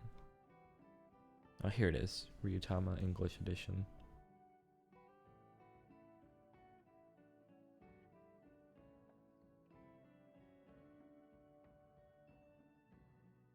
So, Ryutama is a really cool Japanese RPG that's kind of all about storytelling. So you pick like a class that's more about like, you know, what your background is. They're all like, you know, the minstrel, merchant, artisan, farmer, whatever, right? And then your Ryujin is what your DM is. There are different types of dragons. So in this universe, all natural phenomenon are done by dragons, and Ryujin are like dragons that feed off of stories. Basically, you, the DM, your whole thing is that you're trying to tell a good story. And different colored Ryujin have a preference for different types of stories. So basically you as the DM, by telling your players what color dragon you are, you're also helping to establish what tone you want to go for. So we have here like journeys of pilgrimages, adventure, exploration, heartwarming adventures, human drama, war, battle, monster hunting, dungeon exploration. And the Kyuro is about betrayal, assassination, tragedy, corruption, suspense, mystery, conspiracy, stuff like that. So really cool. I think that's really fun. Yeah.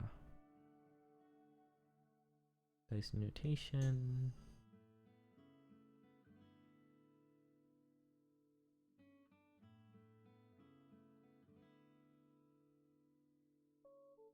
Also, I love the illustrations in Ryutama. It is really gorgeous. This is definitely the type of vibe that I would love to have. Starting a scenario.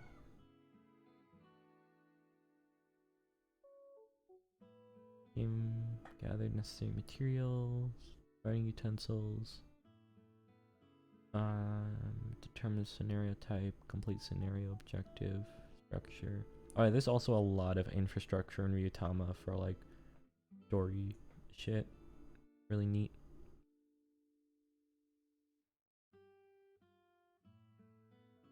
Okay, let's see.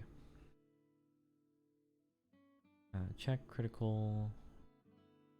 Yeah, it's explaining the different die, which is also, I mean, I think it's really neat because it's, you know, not everyone knows this stuff, right? Helps to keep stuff simple for the uninitiated. Because, like, especially in Japan, most Japanese RPGs, they're mostly based off of Call of Cthulhu, which is a 2d6 system. So, and also like 20-sided die and like other alternate forms of die, for the longest time were very expensive in Japan. So 2d6 was like the most common form of playing over there. The reason why Ryutama is able to be a like multi die system is because it was made by a dude who ran a game cafe. So basically, people would just, you know, they would go for the cafe and then they would borrow his die. Because, you know, way cheaper to just have a set of dice that you can borrow rather than, you know, needing to buy some super expensive ones. So, really cool.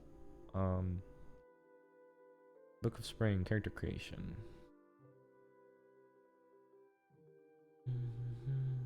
Ability score.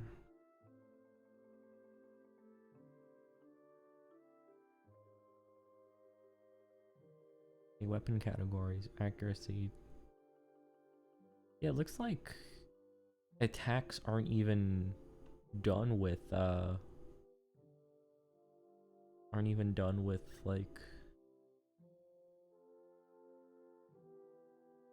6, 4, 6.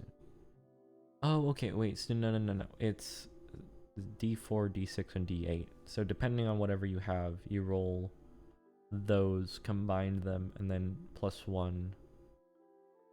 Or like intelligence -1. So your intelligence stat, because it's a specific die, would be like a D6 -1 or a D4 -1. Yeah, see, it's D6, D4, D6, D8. So, yeah, because in Ryutama, the stats are like, they right here, you see you have your average, standard, and specialized. So you actually have specific dice for your specific character, and then you allocate the dice to your strength, dexterity, intelligence, and then your special.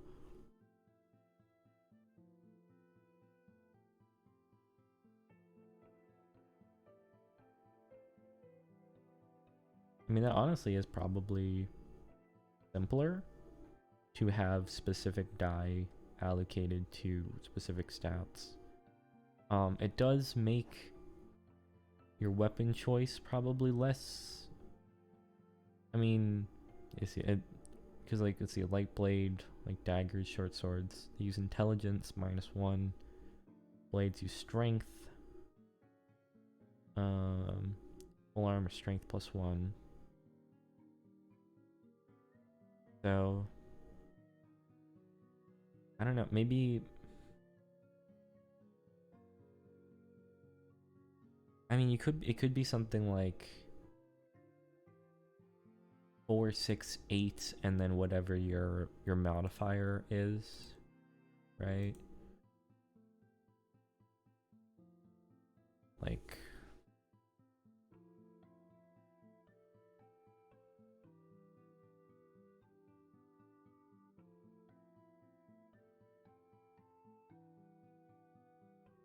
right? So it'd be like, if you have like a +2, and then maybe your weapon would be like, you know, a fucking yo-yo, right? So your yo-yo would do like D4 damage.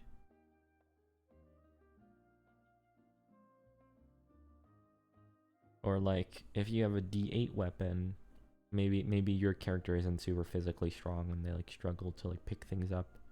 Maybe like a -1 or like a -2. I don't know. You could do something like that. That might be a very simple, intuitive way to do it. Let's see. Mental points, hit points. This is your strength times 2. It'd be like 16, 12, or 8. 8, 16, or 12, yeah.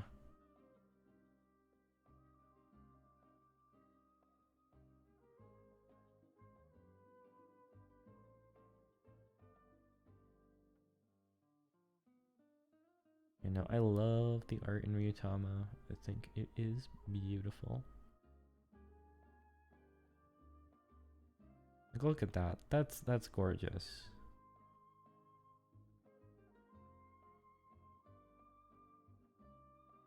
Fucking wonderful.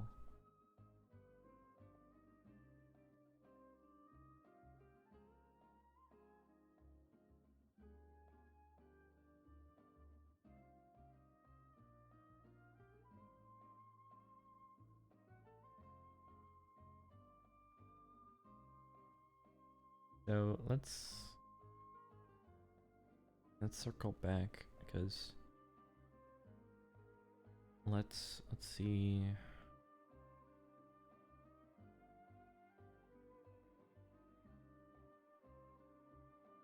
Travelers, Eurygen. Let's say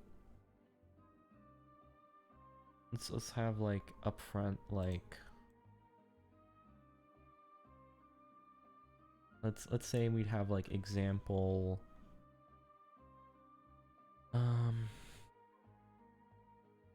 like I guess maybe like game design intentions. I think might be a good thing to like just have up front, right? Like just be like, hey, this is a game focused around cooperation and roleplay, so you know, don't be afraid to like kind of nudge your players to communicate or workshop things.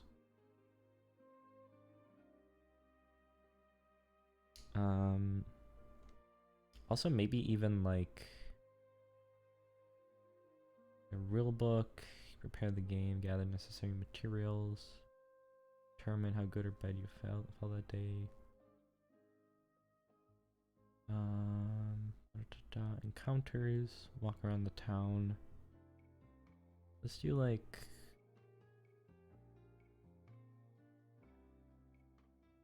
get up, travel, encounter, walk around.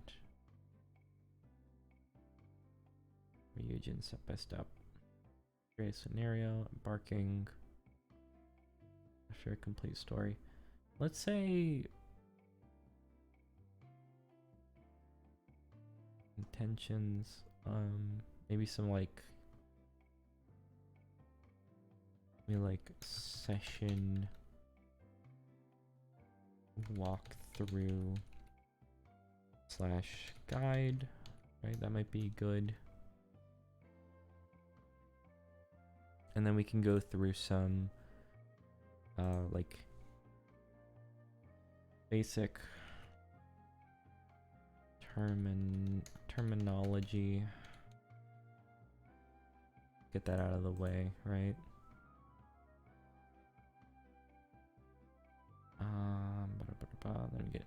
Then we already have our character creation kind of section sort of sorted out, right?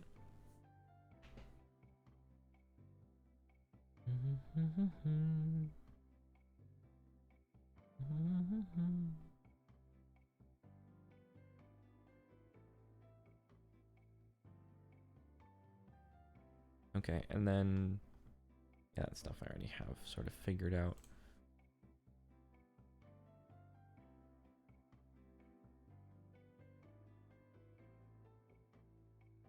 Oh yeah, party roles might be another good idea. Like kind of have like as a thing like example party role, like roles and dynamics, right? Like really like each character fits their own role, right? There isn't that much overlap, but that means that your individual strengths make up for each other's weaknesses, I guess.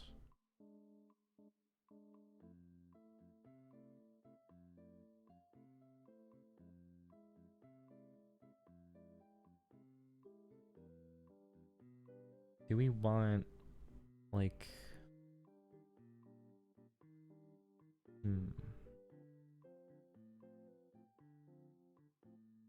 general tool?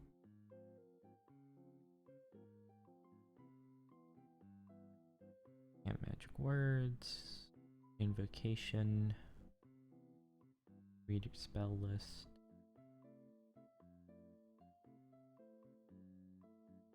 The different types of magic. Ryutama has just fucking gorgeous presentation.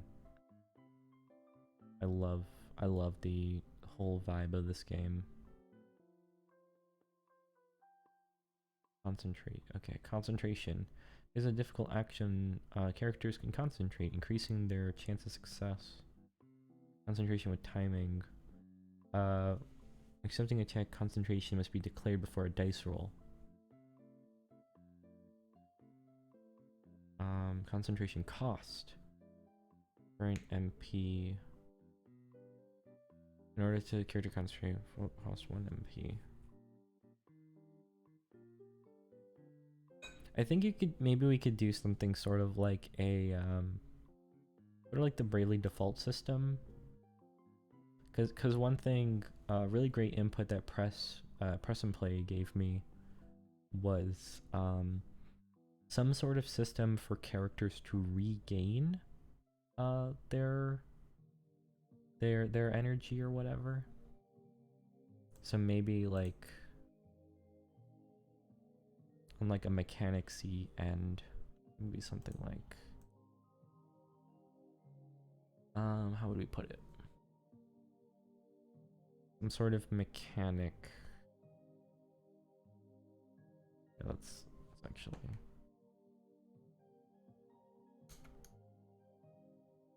go like here. So our universal mechanics, right?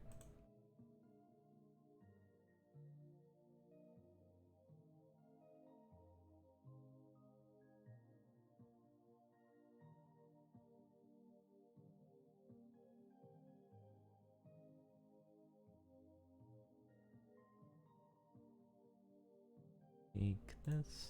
I'm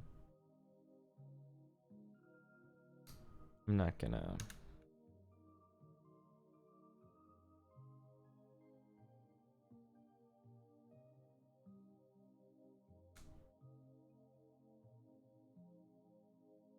Undo the bold. Alright, so let's say like, and then let's do also like focus. So it'll be like, takes 1 turn. Let's say like gains 1 point plus will modifier, right? And then let's say like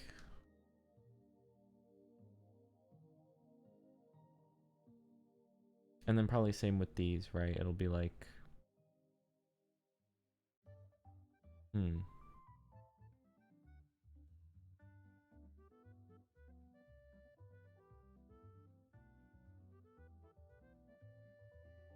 let's say like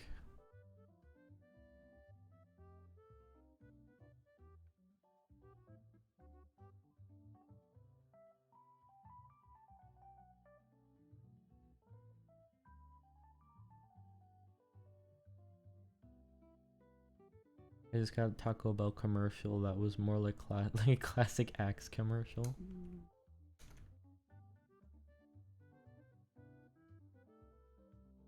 There's some girl like sniff his Taco Bell and it's like, OMG, I'm so in love with you. The girl is like, Taco Bell. Oh man, that sounds like a good commercial.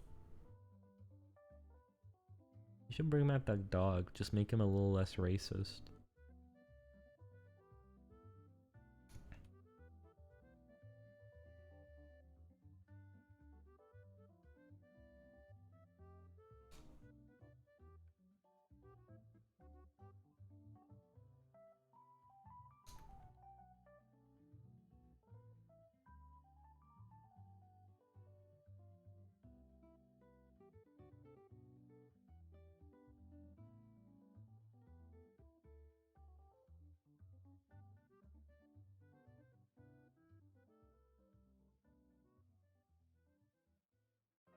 Mr. Sock appeared and he got covered in nacho cheese while sexy music played. Okay, wait, but actually, was there actually like an explosion of nacho cheese and sexy music?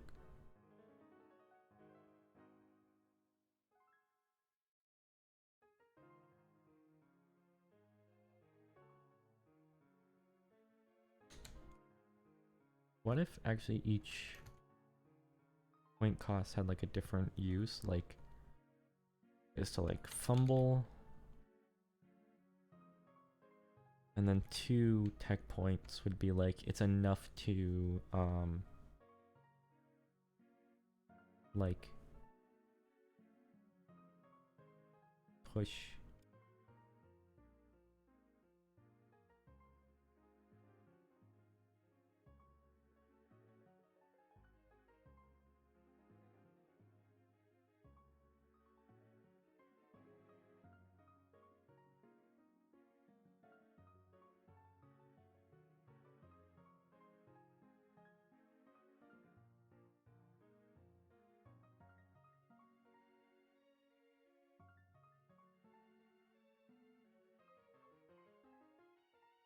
That might be. We can workshop this. To let's say absorb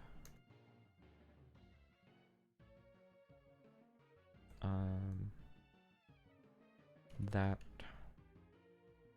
amount of damage for 1 turn. And then perception, I'll just say it costs like 1 TP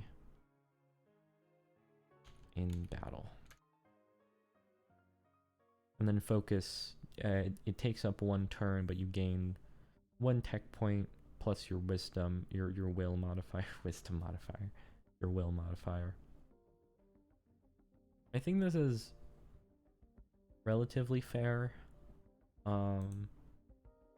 Yeah, no, Press gave the criticism, it's like, oh yeah, there should probably be a way for characters to regain points, or else you're just gonna be wasting them. And I think being able to, like, you know, it's like in fucking Dragon Ball, you do your big old charge up, right? Or like in, you know, you do your OS, you do your focus thing, right? Eats up a turn, you might get your ass beat in that time, right? But you gain your thing back so you can do your cool powers. And I think that's fair. The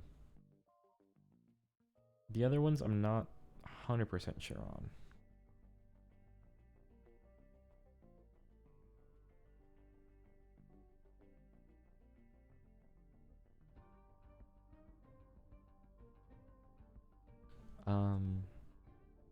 Let me think what else. Let's keep going through the Ryutama book. Freaking dodge, I don't think really. Just Dex, I guess, right?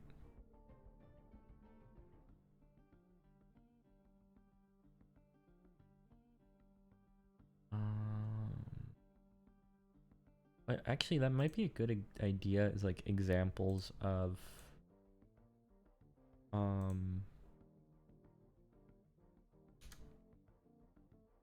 example. What would the term be for rolling? Like, what there's a word for that, right? Like your D20 roll. What's the word for that?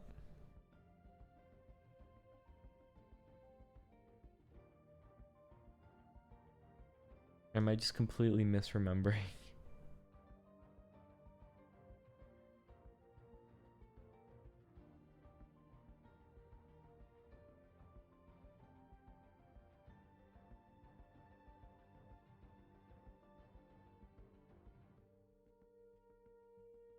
Sorry, I'm currently just double checking. All right, let's see some Squeen. I don't think your I don't think your D20 roll is called a Squeen. What is that called? There has to be a name for it, right? What's a D20 called? Like a stat roll, I guess, right?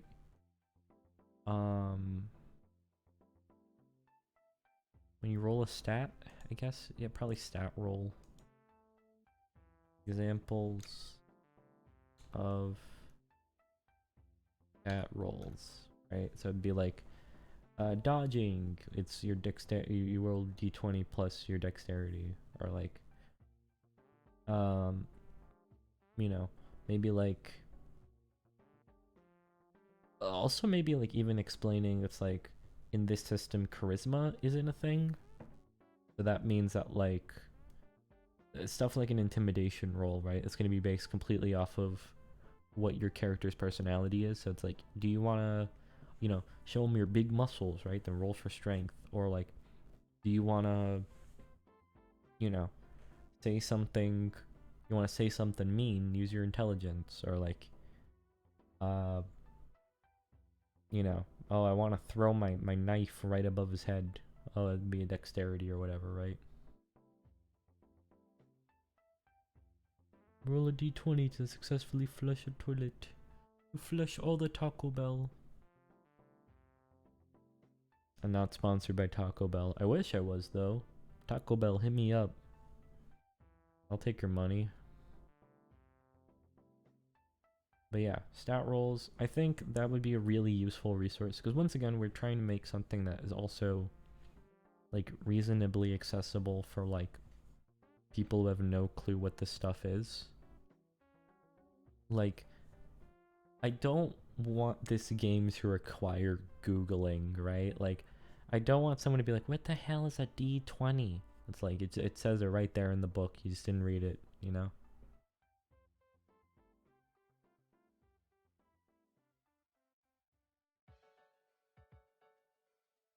I don't know what a D20 is, Peter.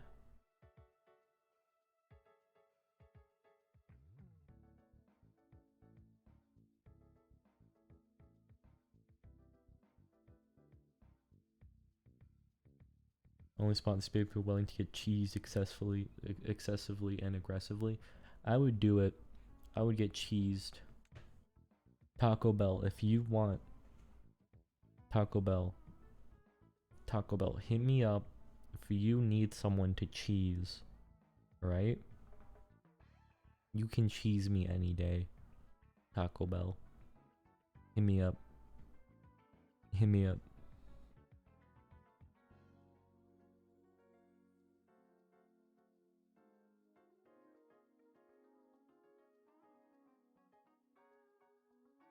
Alright, let's say, actually, we could reorganize this.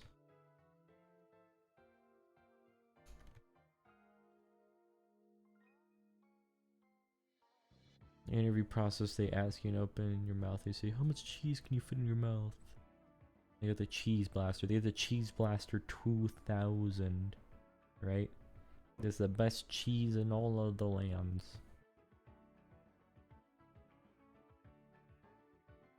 I feel like recently I've started to become kind of pretentious with my Taco Bell. Because now I like, whenever I go there, they have the little kiosks with like the little touch screens, right? And they let you actually modify the order. I mean, I guess you're always allowed to, but it's more convenient to just tap it than have to be like, actually, can you like hold the fries or whatever? Like you know, you just click it. You don't need to have like an awkward conversation. So now I always get burritos. Like, I always get chicken burritos. And then I remove everything. I remove everything, but then I add, what's it called? The jalapeno sauce. I add 3 cheese blend. I add potatoes, and I add onions. That shit goes hard. It goes so hard. And then you grill it. You ask them to grill it. That's another setting. God, I'm getting hungry just thinking about it. But yeah. I've started going all out with my Taco Bell orders as of late. It gets kind of expensive.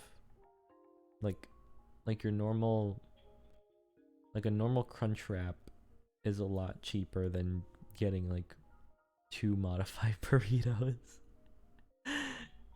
But I like putting stuff in there. I like putting like, I don't know, putting like burritos and onions makes it into like almost like a breakfast burrito kind of vibe. It's really good. Okay. Design intentions. Session walkthrough guide. So kind of like, it's like, you know, set up some example thingies, right? So it's like this, and that. Your basic terminology. Actually, that might be good to have, like, actually no, yeah, I think having it after.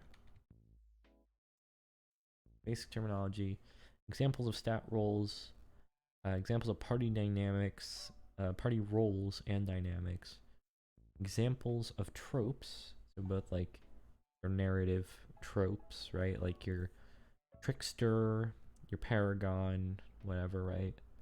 And then examples of mechanical tropes like tank, DPS, healer. Example abilities. So example abilities are like, oh yeah, maybe you make shadow puppets that become real, whatever. You make sound into a thing. I don't care. Example characters. You have some full-on character sheets. Or could I actually? Maybe example characters go after the character creation explanation, where it's like, make your backstory, highlight some key phrases, and then use that as inspiration to make your character ability. Then some example characters. Then we have some universal mechanics. I mean, it's a pretty, once again, it's a pretty rules light. I don't think I really need to go over too much. Probably just some like example, yeah, items and races.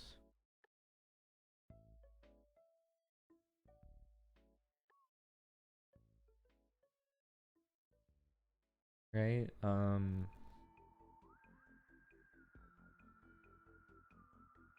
Items, races, maybe some like, probably after that get into more world buildy stuff, right? I think once we get past the mechanics, we can get into kind of more like overall world building.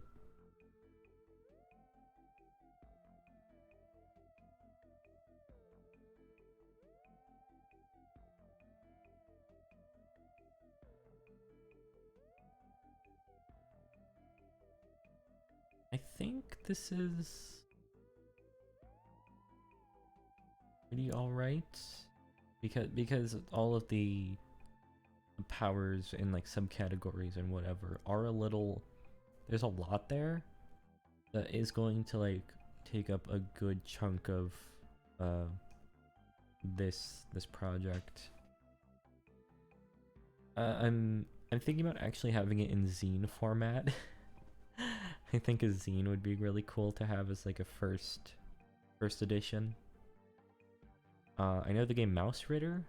If you guys are familiar with Mouse Ritter, let me pull it up. Mouse Ritter is really cool. It's first edition. Yeah, this is what it looks like now. It's really pretty. It's gorgeous. You can see right there. Super cool. The book is so cool because it has this little like hole, like this little tree hole, but then when you open it up, there's like this like creepy owl. So rad. Let me see if I can find Mouse Ritter first edition. No, that's that's the novel Mouse. That's the graphic novel. That's a different thing. A very different thing. Oh no. Yeah, Mouse Ritter is not like Mouse. Why can't I find the zine? Here it is. This is the Mouse Ritter zine. So it was, look at how tiny that is. It just has little staples in it. It's really small, very cute. It's great. And when I saw that, I was like, That might be a great format for like my first edition of this this thing. Would I be able to be a common writer? Yes. Yes, you could.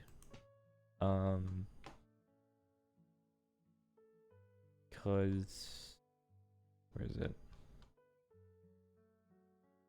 Yeah, here you could be an augmentation class, and you could be a shifter. So basically, you change your own biology, so that way you can shapeshift.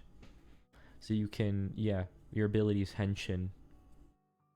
You get to turn into a cool henshin boy. I mean, that was literally the concept behind my character Kabuto. He was just like, he was let me see if I can find a good picture of him for everyone at home. Yeah, Kabuto, he's supposed to be like a common writer, basically. He's like a tokusatsu protag, and he looks like a beetle.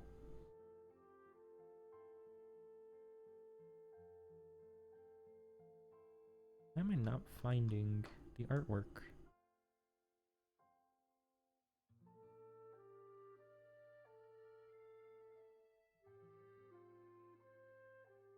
But yeah, you can the idea with this is that like basically these categories encapsulate almost every type of ability, including ones that can't be categorized.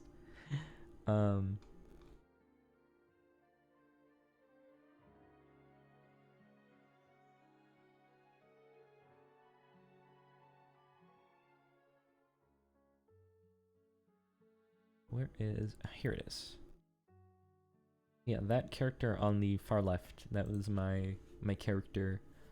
You guys probably saw Jandakar in chat. Jandakar has been the was the DM, the game master, or dungeon master for the session we've been doing called Paragon. We haven't been able to play too much, but it's been basically it's been essentially the balancing, I guess, of this system. I can be like Kamen Rider Shin, who's a freak of nature, and his entire movie had a 3-minute henshin where his body rips himself apart. I want to play Paragon. Yeah, well, Paragon is just one of the settings in this rule system, right? Like, I designed it more intentionally with like more like shonen battle manga type stuff in mind, and then Paragon is more like Western comic book superhero cape stuff. So, but like that just kind of shows it's like the genre time period whatever doesn't really matter. You can really use these rules for like anything. The genre more than anything is just flavoring, right? Like at the end of the day, if you roll an 8, you're still rolling an 8. It doesn't matter if it's like you're hitting with like a club, or if you're hitting with a frying pan, right? And you're a chef, right?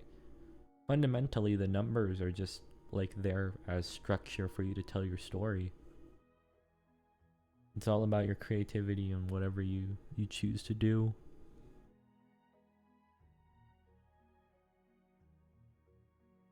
So yeah. Trying to think. But yeah, the whole idea with these abilities is like, I can think of a common writer already. I want to play. Is there a specific common writer that you're like, that's a cool power, I want to do that?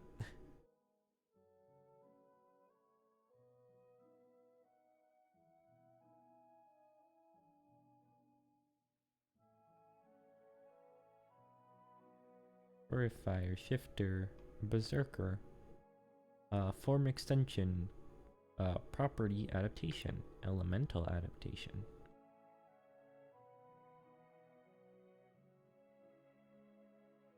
Writer that opens gates to Henshin. Like, Like, you mean like spins a disc onto their belt and says, "Open the gate." Like, wait, you mean like a gate, like a door? Like a metal gate? Or do you mean more like those like Japanese like Shinto shrine gates, like the red shrine gates?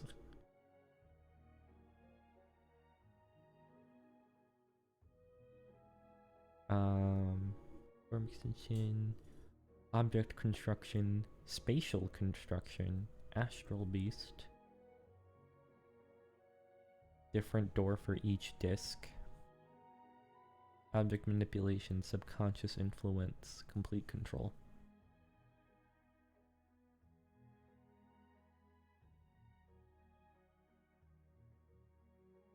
And you have your archetype, your weapon, ability name and type, your techniques, your modifiers. Let's see, this one I've changed. I think now it's intelligence, and lore was changed to will.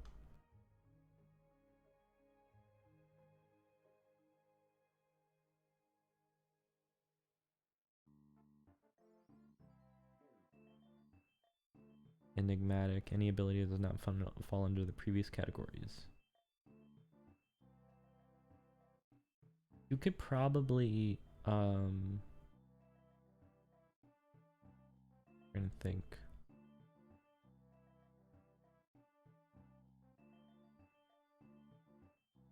So wait, is it like you make gates?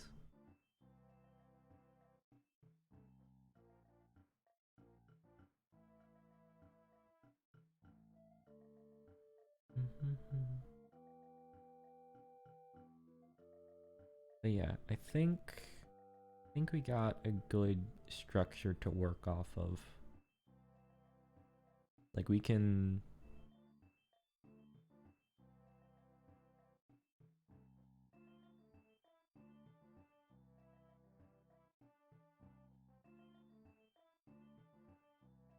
oh god. Now I'm imagining like it makes like a door through an object kind of thing. So it's like when you touch it, like when you touch an object, it makes a door that you can like put your arm through kind of thing. It's like, oh, look at this big wall. Fuck this wall. I'm gonna put a door in it. And you just walk through the wall, right? Because now one has a door. But now I'm also imagining like you're fighting someone and they're trying to like protect an artifact that, or like they're trying to steal an artifact, right? And they're fighting you off. And what you do is that like you get up close, you make like a door on their chest, you put your arm through the door, and then you steal the artifact from like from behind them while they're fighting you or whatever. Like you could do some cool stuff with the idea of like creating doors. Or like even like you place a door and then you place like a door on the ground, then you kind of like kick it like you kick it open, so that way that way the person gets like hit by the door. You could do some cool stuff.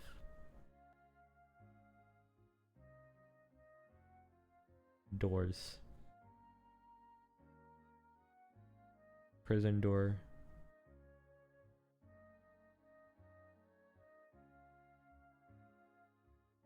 So yeah. Trying to think.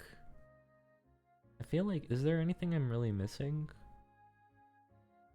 Items.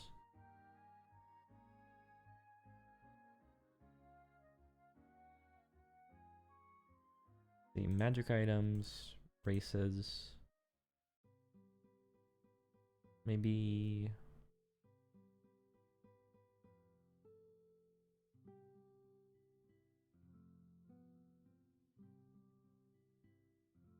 more like, how will you make the game? Well, it's gonna be like a tabletop game, so the idea is to release it as a zine. So something kind of like this one here, where it's like a little booklet that you could basically buy it through like drive-through RPG, and then it's the printed version gets mailed to you, basically, is the idea.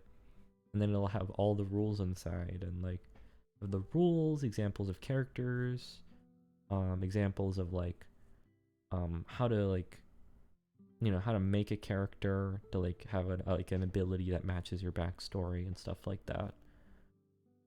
You know, basically teaching you the ropes. If people like it, you know, I mean, this is going to be the core rule set at the moment. Paper RPGs when I was in elementary school, I drew the mobs and weapons. That's awesome. No, yeah, I've always wanted to release something like this.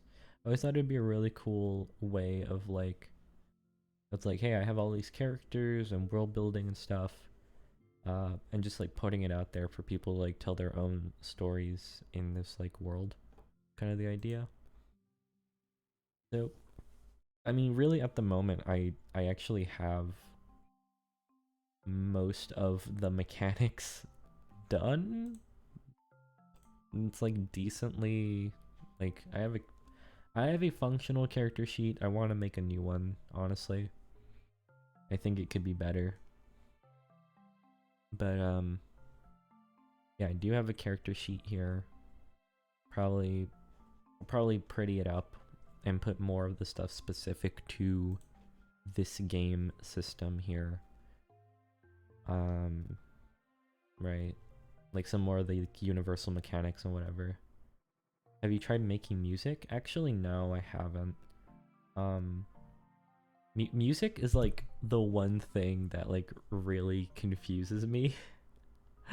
You know, I do video editing, I do streaming, I do art, but music just does not click in my brain, which is such a shame because I love music, and I'm especially really fond of games made by musicians. Like a lot of my favorite indie games are made by people who have backgrounds in music. So, I don't know. I also think music is a really powerful thing to like set a mood. I've always wanted to learn. I mean, maybe, you know, I'm still young. Still time for me to you know, pick up the fundamentals. I have a guitar right next to me that I just don't know how to play. It's just right here, and I don't know how to play it. Like, yeah. Here you go. Look at that. Look at this thing I don't know how to use. Today is gonna be the day and the birds will rock with you. By now you should somehow realize what you gotta do. I'll believe that anybody feels the way I do about you now. Anyways. Yeah, so to answer your question, no. I do not know how to make music. Always wanted to. Always had a fascination and appreciation. I don't know. Do a little jig. When I get in a particular mood, I freestyle and I hum a melody, but I can't do it, do that on command at all. It's like destroys the flow of creativity and imagination. No, I completely get that. That's how I kind of am with like drawing, really. It's like I just kind of need to like do it in the moment.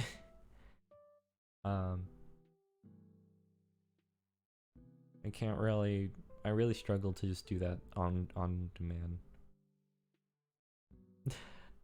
Our ska band should be called Cyber. Don't stop swinging.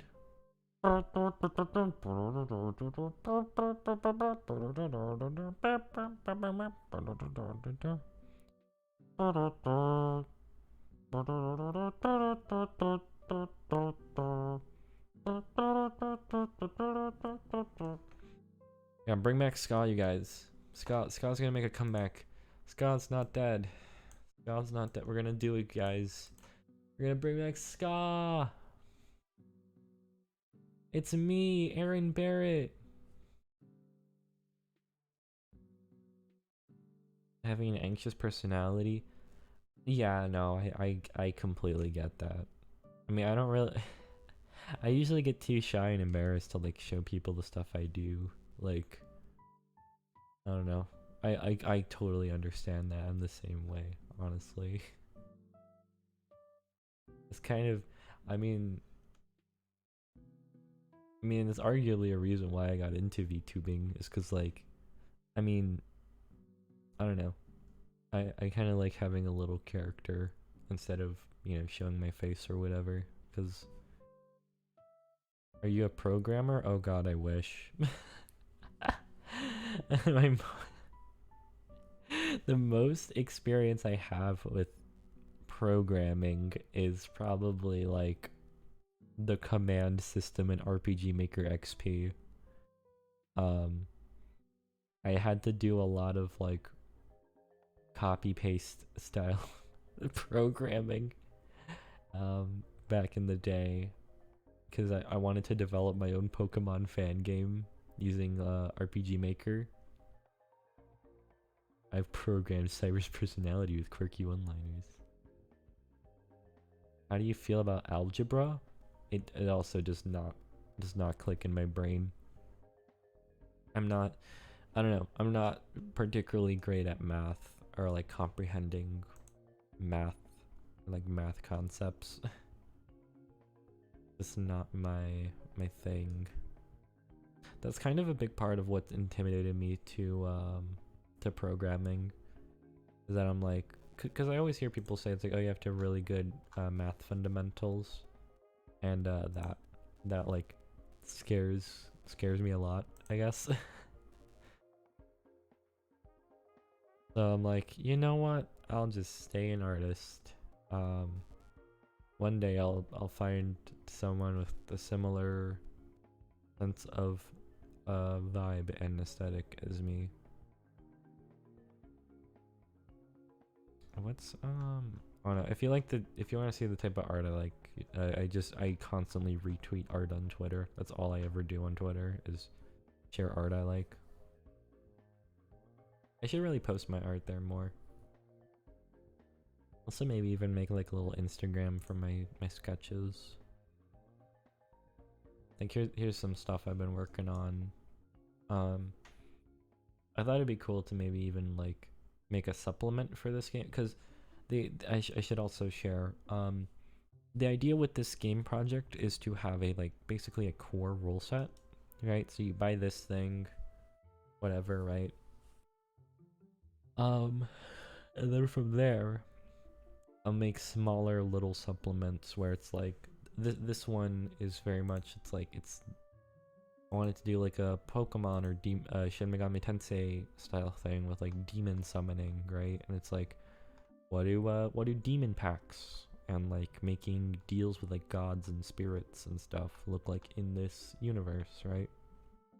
What kind of flavor does that have? Or like, I wanted to do another one where it's like rules specifically for like gothic horror stuff, like how do vampires work in this universe, or like how do werewolves work, right? Like actually let me show some of my art for some spooky stuff, because I've drawn a lot of, I love like gothic horror-y type stuff. There's a character I made that I really like. A lot of these are just paper sketches because I tend to get really obsessive when I do stuff digitally, so it's like I don't really do it all the time because I don't really get as loose. Oh, sorry, I didn't see your chat. Are you out of school? Yes, I am. I finished high school and I am not in college. So I'm currently just working and streaming in my off time.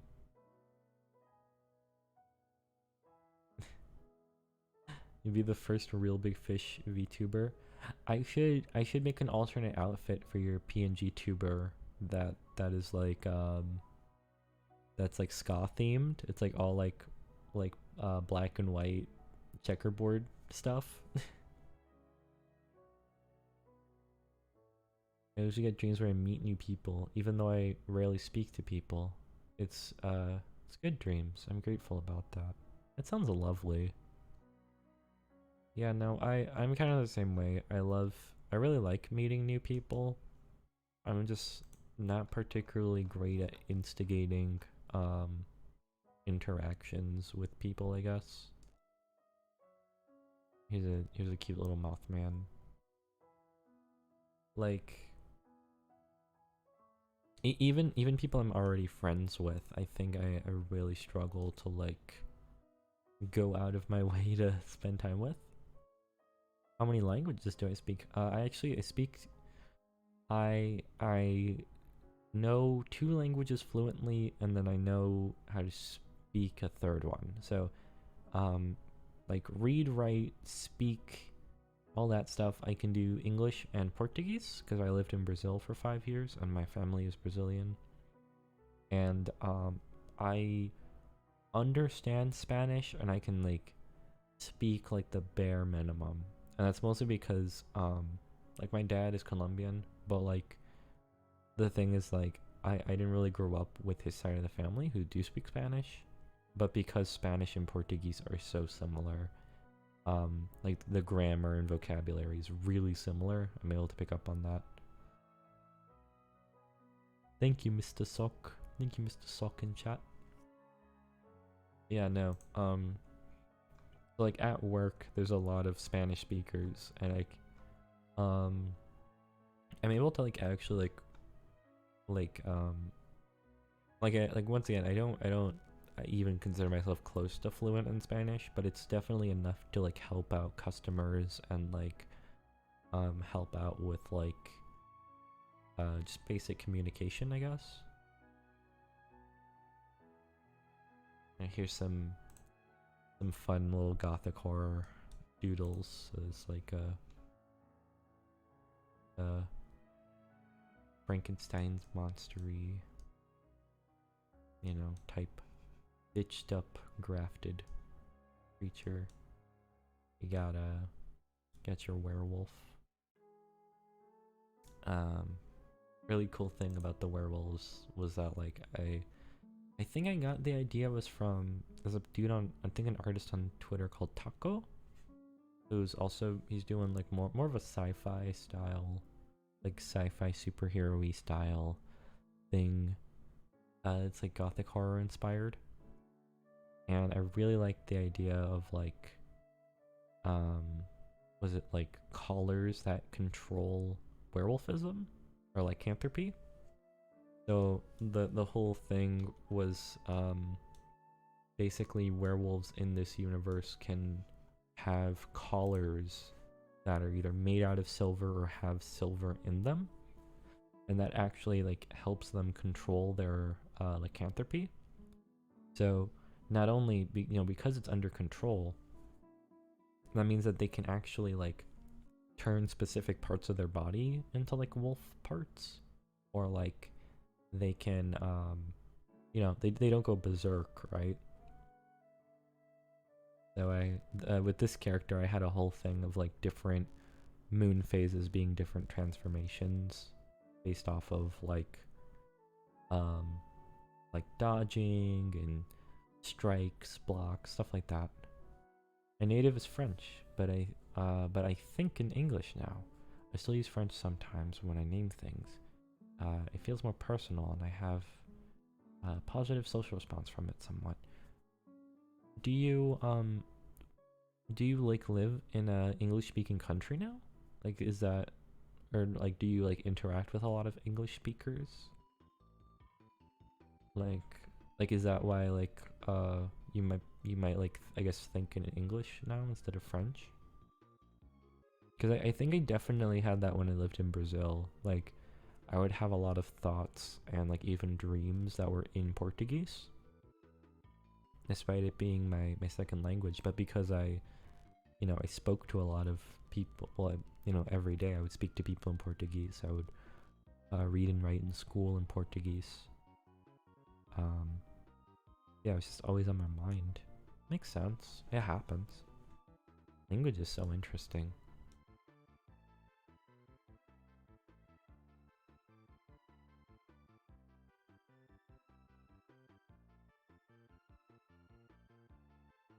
There's another drawing of them.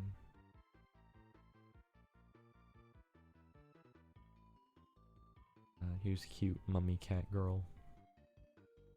I'm in Canada. All the content I consume is in English, and I practice my English in my off time to improve my already above average level when I was a teen. That's awesome. Do you live in like the Quebec area or like the French Canadian part of Canada, or do you live in one of the more like English only parts of Canada? French area of Quebec. Okay. No, that's cool. That's awesome. I've always wanted to visit Canada. I'm actually thinking about moving and like I live in the US, but I live in the southern part of the US right now. I live in Florida. And I have actually been thinking about moving more up north. Maybe I'll get to visit Canada. I'll have visited. How is Florida? It's a mixed bag. You know all those internet memes people say about Florida? It's 100% like that. It's very true. A lot of crazy people, a lot of alligators. You know, stuff like that. Yeah, no. But there's a it's mixed. It's a mixed bag, I guess. I have a lot of family here. So I do actually have a lot of really good memories about my time here in Florida, cuz I would always visit Florida to spend time with like my cousins and like my grandparents and stuff. So I have really fond memories of my time in Florida. But yeah, no, it's really crazy, and I don't think I would super recommend people live here. I don't know. I mean, I don't know. It's crazy.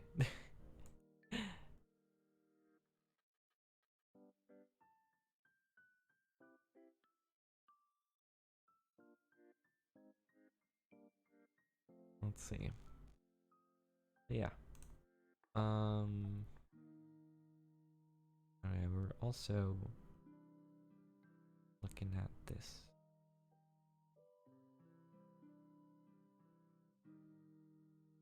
Party roles, leveling up. There's a stereotype of politics streamers that people from Quebec are crazy. It surprised me. I don't super know the politics of Quebec. I just realized I don't think I'm super familiar with how a lot of people stand politically over there. Quebec seems really interesting because like I found out recently that like when it comes to French dubs, Quebec makes their own unique dub specifically for Quebec, like Quebec French. Like they don't use the French from France. Which is interesting because like I mean I guess you'd think it'd be cheaper to just use the one from France. Like in Latin America, there's just a standard Spanish there's the death penalty. That's not true. That's not true. You don't what's it called? Because like in Latin America, like there's most of the countries there speak Spanish, but Spanish is different in different parts of the world, right? There's different dialects, different accents, so they just have like neutral Spanish dub is what I guess they call it. So you'd think that like they'd create a neutral French dub for like French speaking parts of the world, like Haiti and Quebec, but I guess not. I guess Quebec just makes their own thing.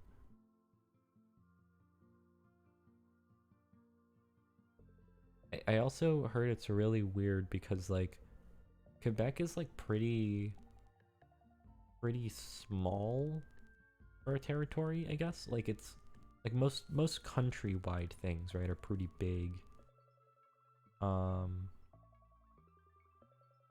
So like most like countrywide dubs, right? Most countries that have their own designated dub are like pretty big, I'd say. Quebec is like a what? Like a county, province, right? Like it's a pretty, relatively speaking, small part of the world. So it's like, yeah, province. So like just imagining like a dub that is not even of like an entire country, but like a section of your country getting a dub. Like it's like, oh man, time to listen to the dub of my neighborhood, the dub of my city. and it's interesting because I heard it, like it sounds really intimate. It was like, oh yeah, I know someone who sounds exactly like that. Like my dad's friend talks like that or whatever, right? But like that's so bizarre to think about because like, most English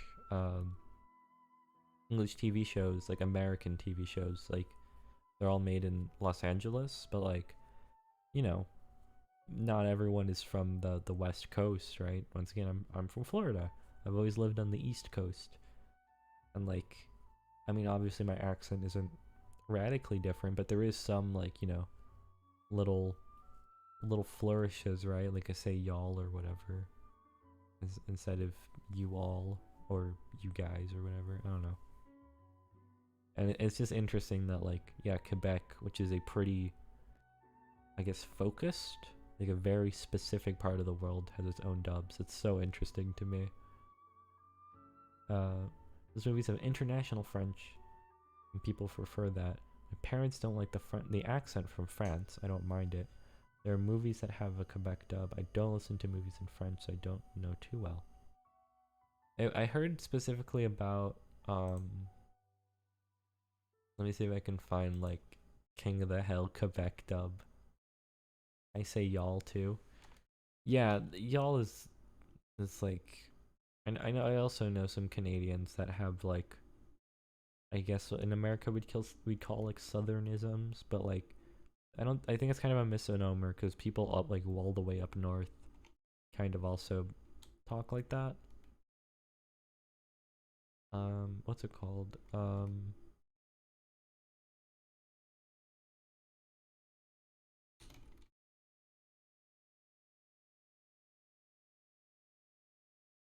The Quebec dub here. Let's see if we can. Let's play a little clip of this. French Canadian King of the Hill. Ça serait facile, simple et agréable.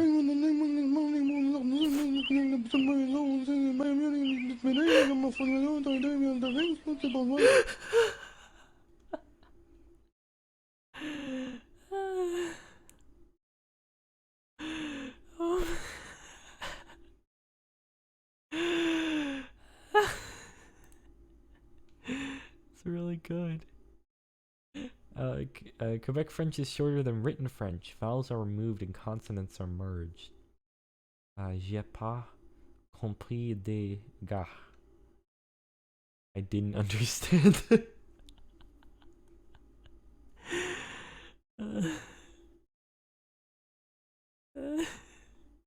He doesn't.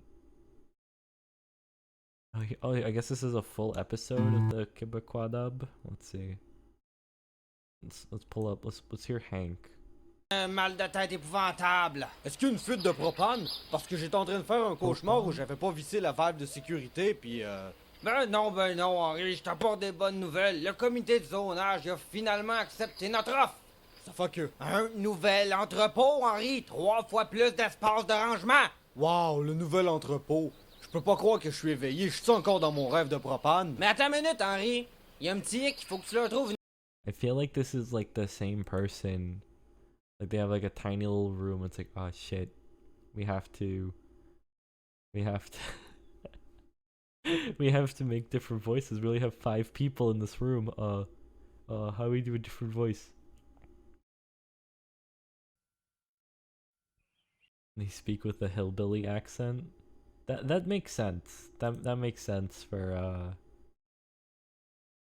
in Japan the ska scene still exists. That's true. We gotta bring back ska. The Japanese, they know what's up. Bonjour, Seymour. Je me suis retrouvé en dépit de vos instructions. Oh, inspecteur Chalmers, bienvenue. J'espère que vous êtes prêt pour un déjeuner inoubliable. Ouais. Inoubliable.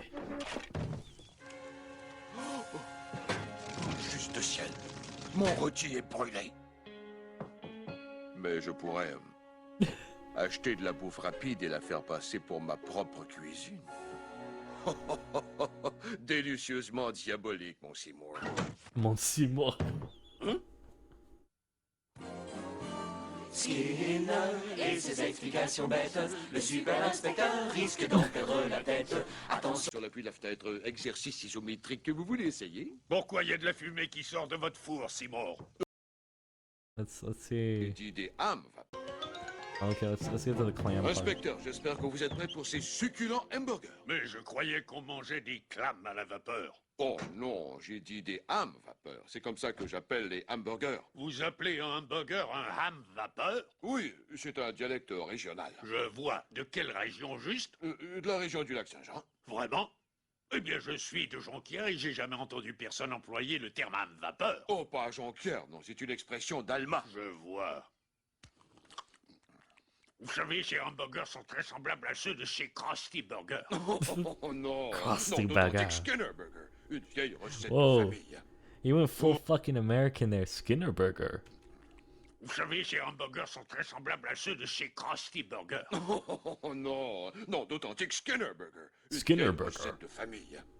Pour les ham vapeur? Krusty Burger. Oui, et vous les Skinner appelez ham Burger. vapeur en dépit du fait qu'ils soient de toute évidence grillés.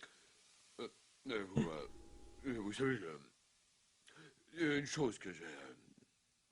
Excusez-moi une seconde. Bien sûr. Also, these voices are pretty fucking spot on. These are like, Ah, eh bien, c'était These are- merveilleux. On s'est bien amusé, je suis exténué. Oui, je devrais penser à... Grand Dieu, mais qu'est-ce qui se passe là-dedans? Une aurore shout boréale. out to Quebecois Une aurore Simpsons. boréale, hein? À ce temps-ci de l'année, à cette heure de la journée, dans cette partie du pays, et localisée entièrement dans les limites de votre cuisine? Ouais, Puis-je la voir? non. No. No. Non, maman, c'est une aurore boréale. Eh bien, Simon, vous êtes un drôle de type, mais je dois dire que vous faites d'excellents ham vapeur.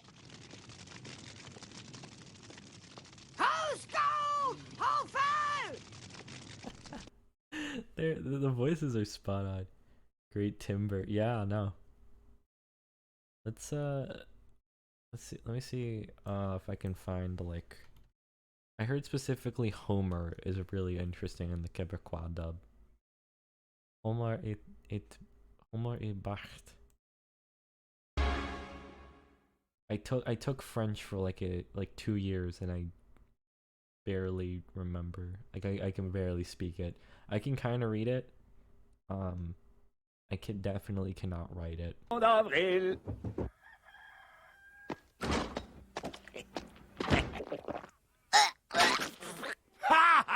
Poisson d'avril! Ça fait 6 semaines aujourd'hui que j'ai mis le litre de lait près de la fournaise. Poisson! Tu vas le payer cher, Homer. M'en va t'avoir à mon tour. Tu parles, mais tu y arriveras Well, that pas, barb is OK? Je m'en fucking vais t'avoir, perfect. puis tu vas y goûter. Tu peux toujours essayer, mais tu y arriveras pas parce que ton père est bien plus intelligent que tu le penses, mon garçon. Ça pue, c'est effrayant. Birds was also Oh, perfect. ça a pris tout un visionnaire pour inventer le poisson d'avril. C'est comme l'Halloween puis le jour de Noël. Le jour du poisson d'avril remonte au rituel païen. Dude, the fucking Quebecois Simpsons goes hard. What the fuck? This is a good dub. Damn. Shout out to Quebecois Simpsons. This dub's really accurate. Toi du jour du poisson d'avril. Bah, c'est moi qui racontais l'histoire. Oh, c'est vrai.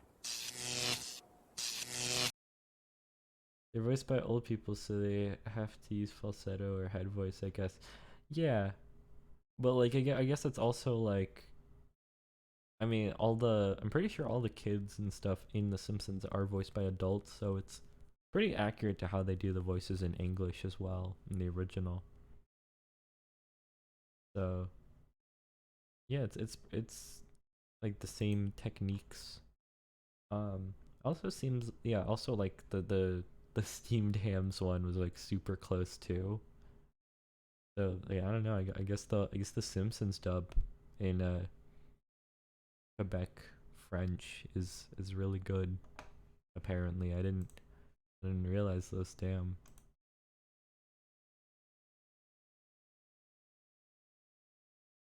Anyways, fucking that whole aside. Oh my god. Shout out to Quebecois Simpsons. Da, da, da, da. Skinner Burger. Krusty Burger. Krusty Burger. Skinner Burger. So good. But that also fits him so well. Something about like him putting on an American accent to say Skinner Burger is just, it's very in character.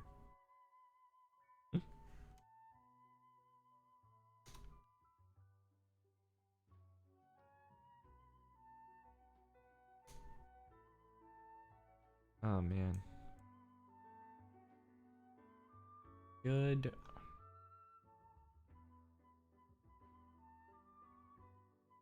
Trying to think.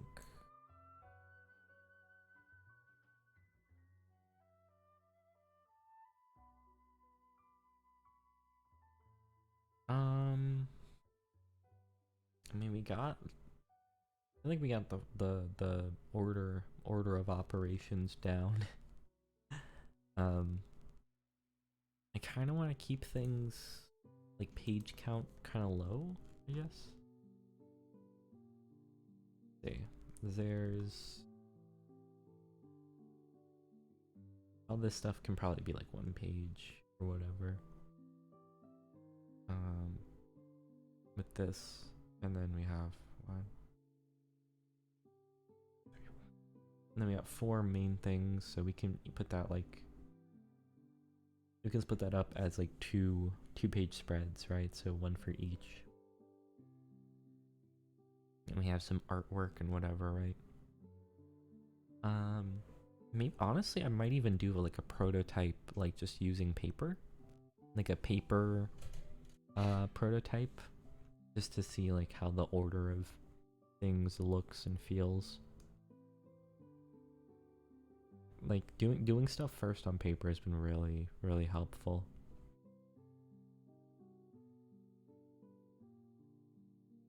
Oh man. Oh yeah, also follow me if you want more Quebecois Simpsons. More Quebecois Simpson reactions. What are my dreams like? That's a good question. I feel like I don't remember many of my dreams. I do know that I jot down my dreams. I like to write them down on my phone. You know what? Let's do that. Let's look through what my dreams are. Do you have a consistent sleep schedule? Not so much. I should. I have a job, so you know.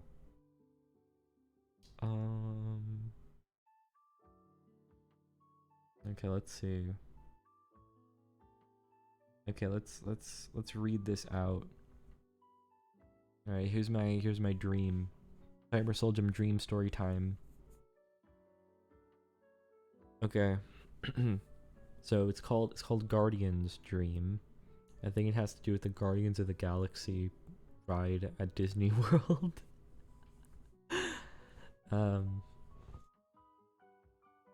Okay.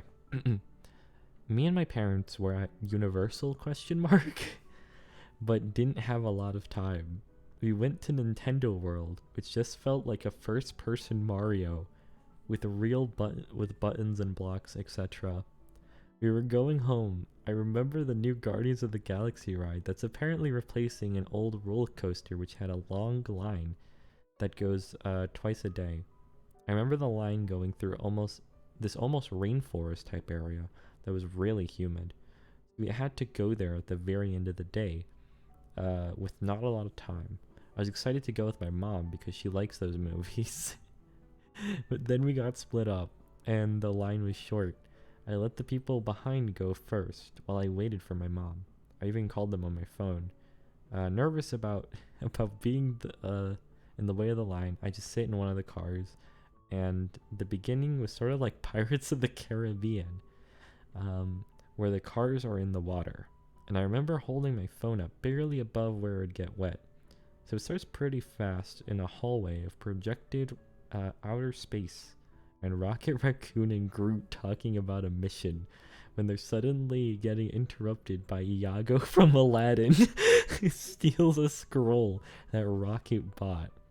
So he's flying all around, still projection of a 2D animation. And the background color shifts to a bright white, exposing the corners of the hallway. While chasing Iago on the roller coaster, it speeds up a lot and goes all out and shoots down. After a while, me and a bunch of kids are dropped off on a spooky old house of some sort. There's this little wooden shack prop that had an image of an old curse or magic book, and I remember thinking, ooh, that's what Rocket Raccoon stole. And I believed we were encouraged to explore the big house. So I get into this dark laundry room, and the kids tell me that it's all about trial and error and memorizing what kills you. And I forgot about this. It's all about trial and error, memorizing what kills you. And while he's talking, I open up a washing machine. There's a loud beep, beep, wrong sound. Another kid walks into the room and talks about how there's two items that once they figured out the specifics, they'll be easy to abuse the physics of the game. Remember, this is supposed to be a real life, like, theme park attraction. I don't understand how you can break the physics of a game like it's a video game in real life, but okay. So the machine moves aside like a secret door from Scooby-Doo. I enter the room, and I assumed led to the exit because I lost. Yeah, because I died in the game with the beep beep. But I remember the rooms kept going. I remember seeing really simple graffiti on the wall of two. Did I meant to write hugging? Women kissing, and the next room was drawings of them being burned at the stake. I remember thinking, oh, so they're going for a witch trial sort of thing. That's cool. So I entered the room where a cutscene, like a video game, the camera shifts to a place that was foggy, but also so foggy that it was bright. It looked like some sort of Celtic graveyard or ancient ruins. These three characters, I believe, were in robes or talking, and all I could think about was how I was gonna be late and constantly checking my phone. So I leave the area, and I'm in a pretty modern-looking apartment or house with the lights turned off. I remember feeling like an exit, so I leave the hall. I walk through the living room, and right before I open the front door, I wake up an old man on the couch. He jumps awake, scaring me, and I shout a little bit, which makes him jump a bit before laughing it off in a sort of, it's alright sort of way. At this point, I'm impressed that they got live actors to be the characters in this ride. The man stands up to go to his kitchen, and I realize that he has no lower body. All the lights were off, so I didn't notice. But it was just a torso and a head. It wasn't gory, just sort of floating there. The two old ladies walk in, and they all sort of chat. And I remember thinking it felt like it was a part of the story, and that those were the people who were executed who are now ghosts haunting this house. So we leave the front door, and it's nighttime, and there's jack-o'-lanterns in the front porch, and they had big hedges that had pieces of candy stuck inside them, and I could actually smell the candy. I remember thinking, wow, Disney's always going the extra mile with the smells. So we're walking past these hedges, and it seems like kids throwing candy at them and laughing. I remember it seeming like a really clever effect, because the kids are scared by the hedges, so all you see is the candy landing and their laughter. I remember thinking it was really cool, but wondering how they were going to keep this Halloween-themed ride open all year. And how it was weird that it was replacing a roller coaster, but barely used it. I thought that maybe because it didn't use it that much that they could keep the old coaster and keep it as a Halloween version, but remembered how spacious and tall the rooms were, concluding that they likely took up the space of the coaster so they could operate at the same time. Leaving that area, I hop on another coaster car that's just to drop us off at the exit. We pass by my dad in line being told that we passed by my dad in line being told that the ride was for ages 13 and under, and he said something like, "Well, how can you tell?" And the employee said, "You just look." And I remember being confused, thinking, I'm 19 and haven't shaven, so do I really have that much of a baby face? I kind of slouched down into the car to seem smaller, and that's about all I can remember. That's that's my apparently Guardians of the Galaxy dream is what I wrote down in my notes. That's from May 15th. It's so stupid. I think my favorite part about this is that even in my dreams, I don't believe that anything is like magic or like crazy. I'm just like, oh, that's a really cool special effect. Wow, I wonder how they did that. Wow, it's a really cool, wow. The way they pump the smells, oh, it's so realistic. Oh man.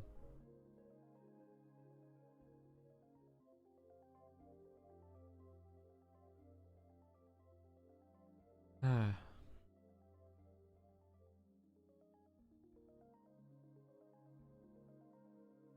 Do you guys have any crazy dreams that you remember?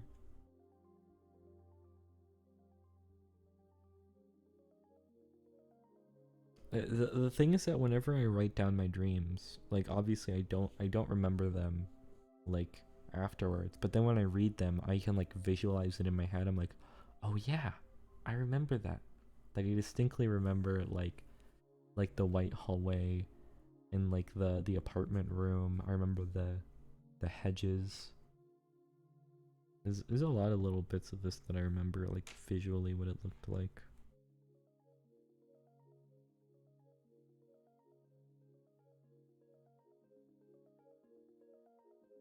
I had 95% nightmares when I was in elementary school. Aw.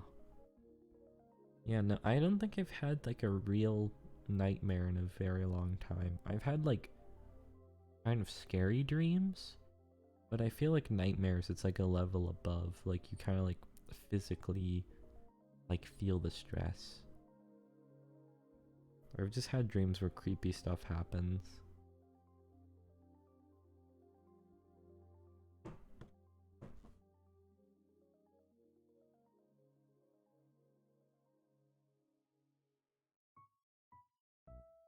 Oh, really sad.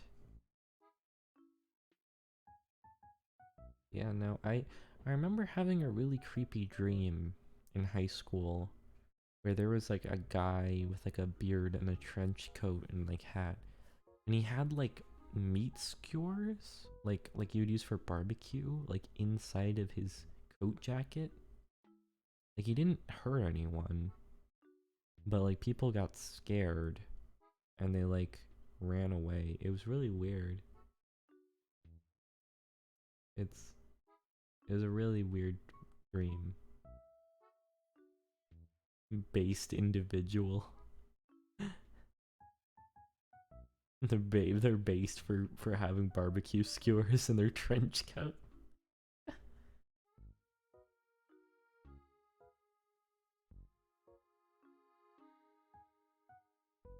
Or did you mean the person was based off of your mom? I'm so sorry. I'm so sorry the internet has ruined my vocabulary.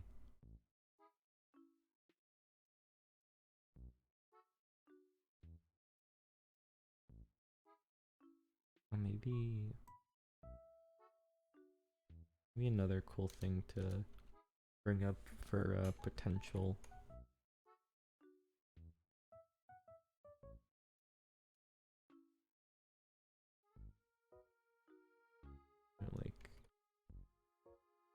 Do you like philosophy?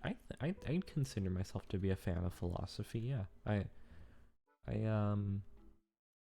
yeah, no, I really liked. I mean, I've always really liked philosophy, but especially in high school, where it was like a lot of like conversational, not really debate, but yeah, like discussions that we would have about philosophy. Really cool.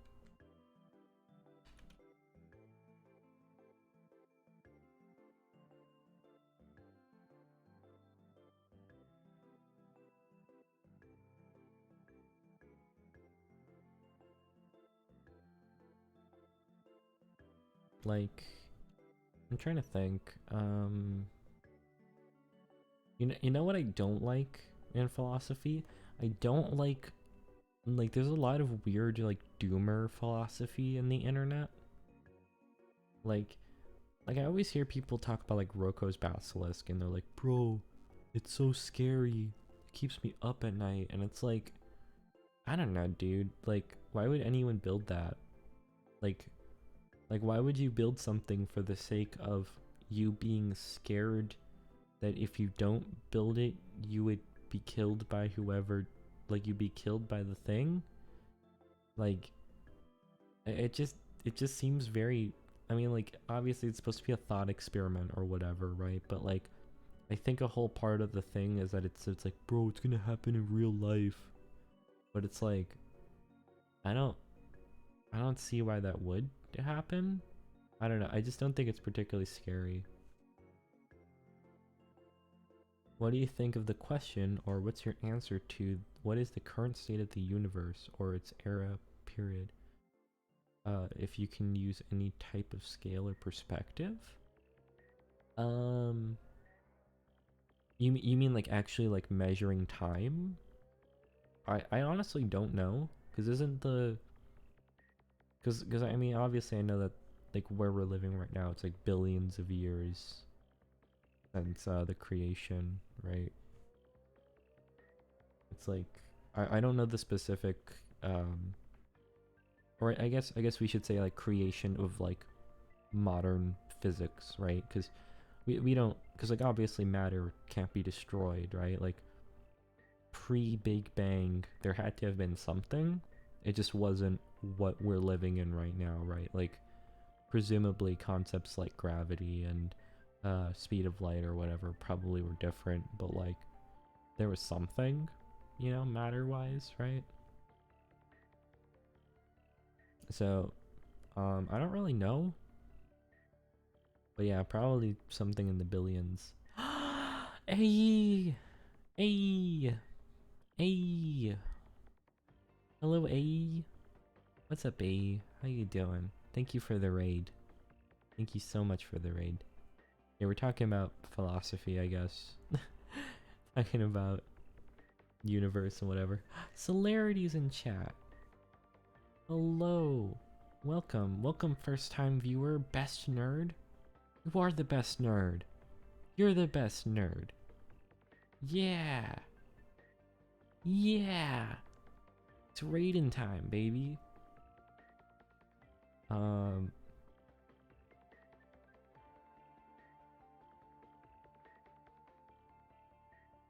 mean, all similar or homogeneous? I don't really... I mean, isn't that more so... Wait, what? Thank you for the raid! Thank you for the raid! Gojira works. He's the worst freaking builds in Terraria. Damn, RIP. I love your name, by the way. Gojira.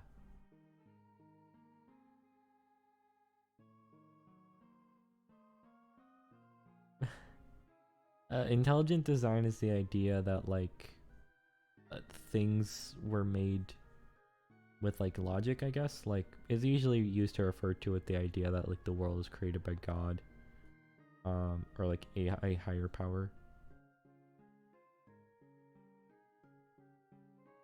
Why does it create structure? Well, I mean, it also creates a bunch of stuff that doesn't have structure.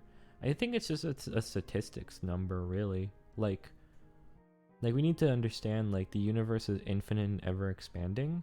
So, like, it's kind of statistically unlikely that a universe, like a planet like ours, wouldn't exist. Also, bye Gojira Works, thank you. Thank you for raiding. Yeah.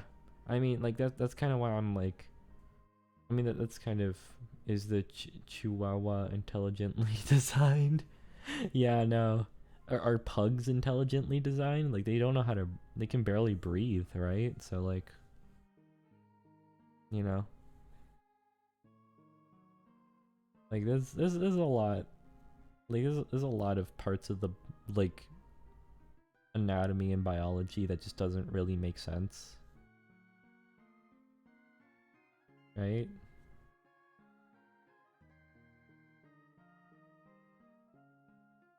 Like, I guess it's like, for me, it's like you'd think that if, at least for me, it's like, you'd think that there would be more structure and organization in like something that had intelligent design.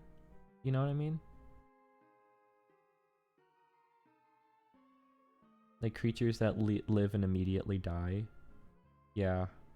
Creatures that live and immediately die. That's a good point as well. Like why do we have so many creatures that have like a lifespan of like a day or whatever? How do you make sense of consciousness? I mean, I don't really, how to put it, I don't think it's as big of a deal as people make it out to be. I guess that's my take. Like I think a lot about a thing like Darwin said once, where it was like he observed the behavior of an ant, right? And this ant, how do I put it? Like, basically this ant had a leaf that it tried to put into a hole, right? And we're all friends here, we're not attacking each other's points and such, right? Yeah, no. I'm trying to take this completely politely and respectfully as possible. Like, I think this is just genuine. I think they're just asking genuinely what my opinion is. I'm not assuming any sort of malice or ill intent. Yeah, they were asking about like what my thoughts were on like philosophy. Yeah. That's my guess, but yeah, my whole take on like the idea of consciousness is that I don't really consider it to be particularly, I guess, like unique or like have as much significance as people make it out to have, because it's like basically it's like, yeah, so basically Charles Darwin observed like an ant who had a leaf, right? And he tried to put this leaf through a hole in its little hive, right? Its ant colony, but it couldn't fit, and it couldn't fit through the hole. So what it does is that it rotates the leaf so that way it fits in, right? And he basically observed, it's like, that's like a smaller scale version of the type of behavior you see like humans have, right? Like a furniture mover, right? Might need to rotate a piece of furniture to put it through a door, right? So basically he kind of had this idea, and it's kind of what I prescribe to, that like it's not really that, like, how to put it, like humans aren't necessarily inherently like special, but we just have more complicated versions of what other animals have, basically. Like, it's not that these specific thought processes don't exist in other creatures. It's more that, like, on some scales it's more complicated than it is on others, right? Like, in the same way that, like, a pistol shrimp can view, like, 100 something colors, right? Or, like, butterflies see ultraviolet light, and we can't, right? Their sense of vision is way more complex than ours, right? Or, like, how other animals have, like, keen senses of smell and hearing that are, you know, they can hear frequencies that we can't, right? It's not that, you know, that doesn't mean that we don't hear things, right? Like, those sounds still exist. It's just their level of hearing or their level of vision, right, is more complex compared to our level of hearing or vision. It's basically that, but in reverse, where it's like our thought processes. It's not that other animals don't have thought processes. It's that our thought processes can be more complex, and that's kind of like my whole take on the whole consciousness thing. That's my opinion, anyways. Yeah. I should also, for the sake of like transparency and like clarity, like I consider myself to be like a materialist and like a skeptic, I guess. Yeah. I don't know. I feel very mixed on like,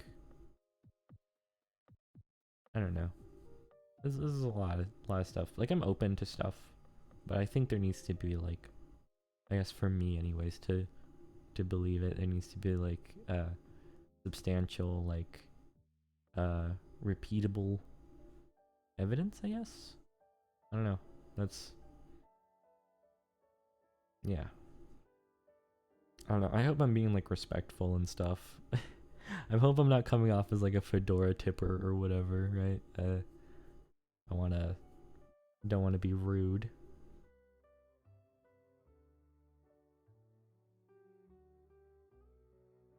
Oh boy. Okay, let's see.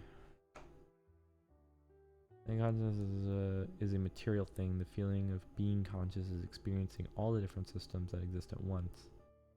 I mean the location or time and space where a limited quantity of energy interacts. Potential of content on which the rest of the creates the reality and potential conceptualization of some points in. Yeah. Let's see.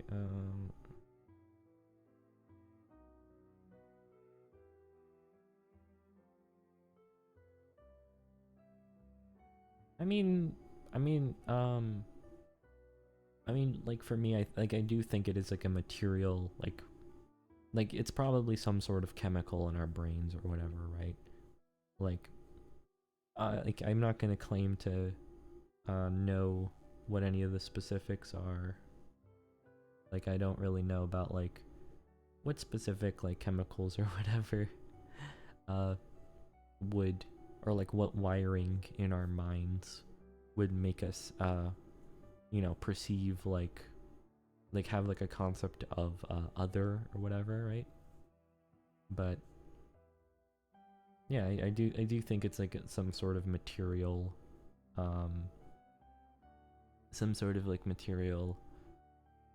thing, because like we know that like with like children there's been tested like with children it's been tested, the whole thing where it's like, oh yeah, if you hide something, does the, or like if you watch someone hide a thing while someone else isn't there, like little children and like animals like just assume that the other person has the same type of knowledge that they do. But when they get like, I think when they turn 5 years old is when they don't think that. They're like, oh yeah, that person doesn't have the same type of knowledge that I do, therefore, you know, whatever. So it's the whole like concept of self or whatever. So it's like, yeah, the fact that like there's some sort of developmental aspect to it, I think there's something there, right?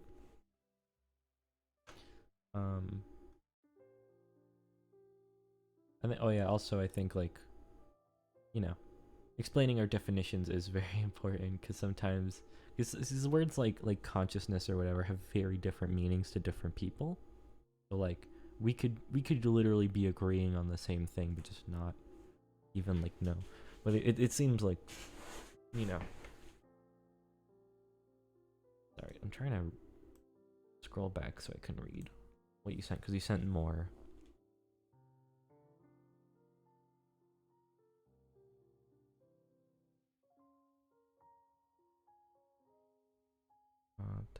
It's, yeah, maybe I can read on my phone. Very sorry. Yeah, don't worry. I'll wait. Just tell me when you are back.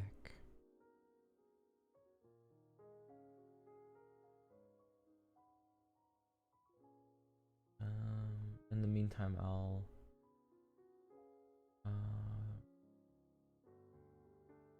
okay, yeah, here. This is where I missed it.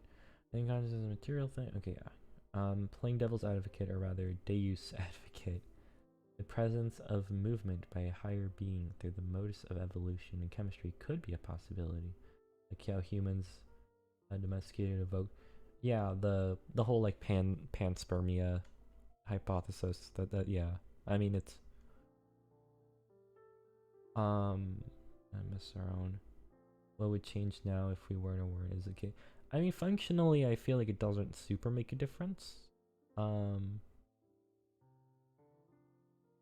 Whether or not, right? Like well no but here's the thing, I personally don't really believe in panspermia. Or rather, I don't have a reason. I don't, well, okay, I should say, I don't think I have a reason to. I mean, I guess, like, on some level, right, like, you know, Earth hit by, like, meteors or whatever that has, like, water and the other, like, fundamental chemicals, like carbon and stuff, right?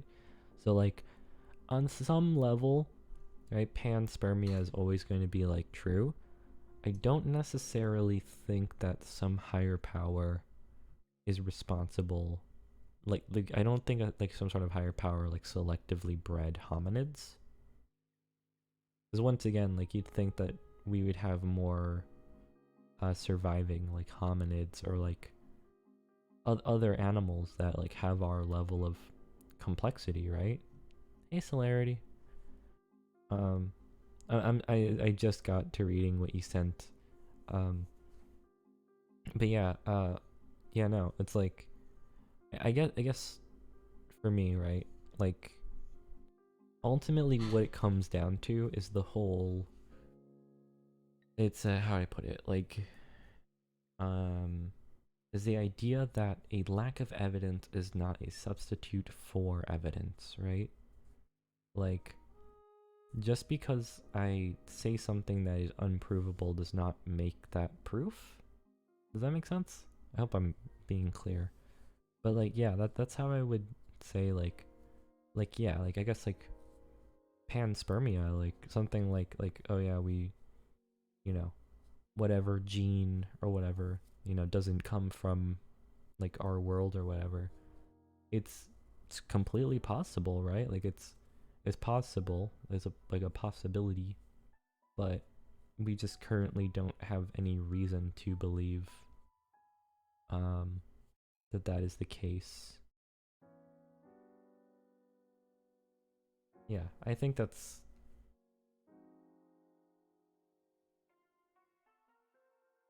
yeah, possibility does not immediately dictate fact. That's pretty much it, right? Like it's like yeah, something can be possible, but that doesn't necessarily mean that that is the case. You know what I mean? Or that we necessarily have evidence to believe that something is the case. I feel like there's okay. Sorry, let me continue reading what y'all sent.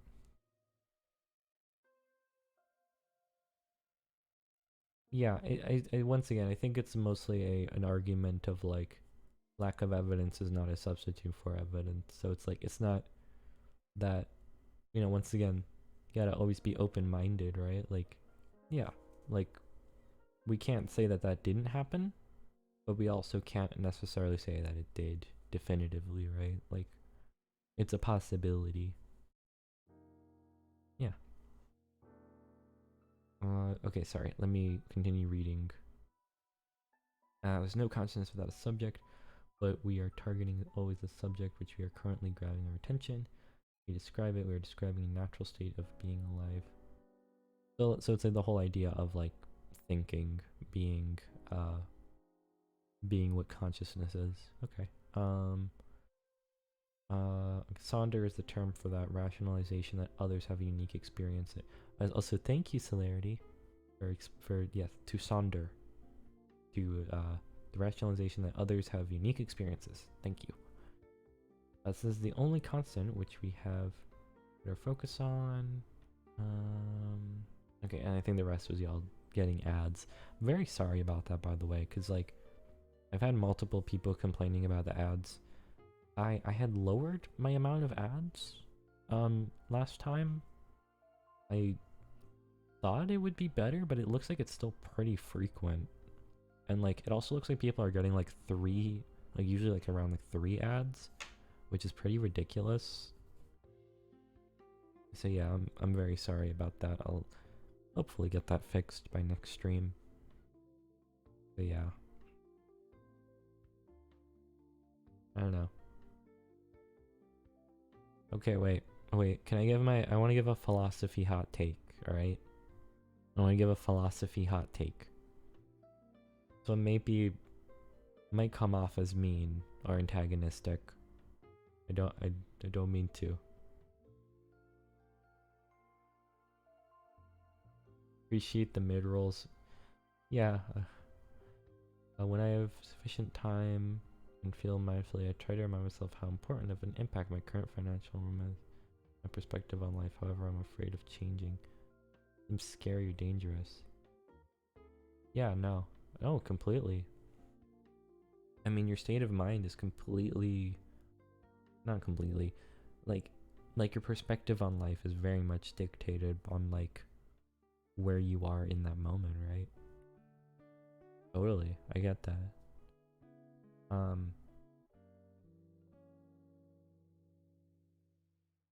Okay, so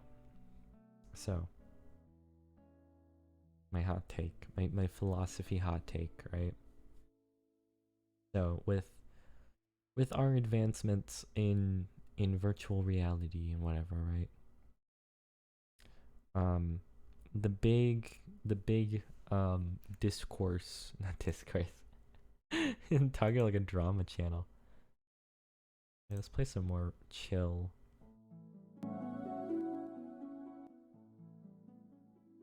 This is some more chill Nintendo music.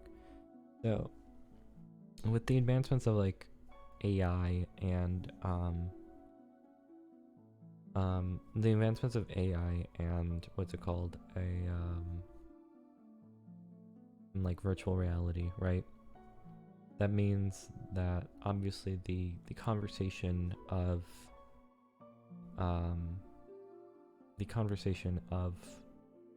like philosophy and in recent history has gone mostly into the conversation of virtual reality and the simulation theory, right?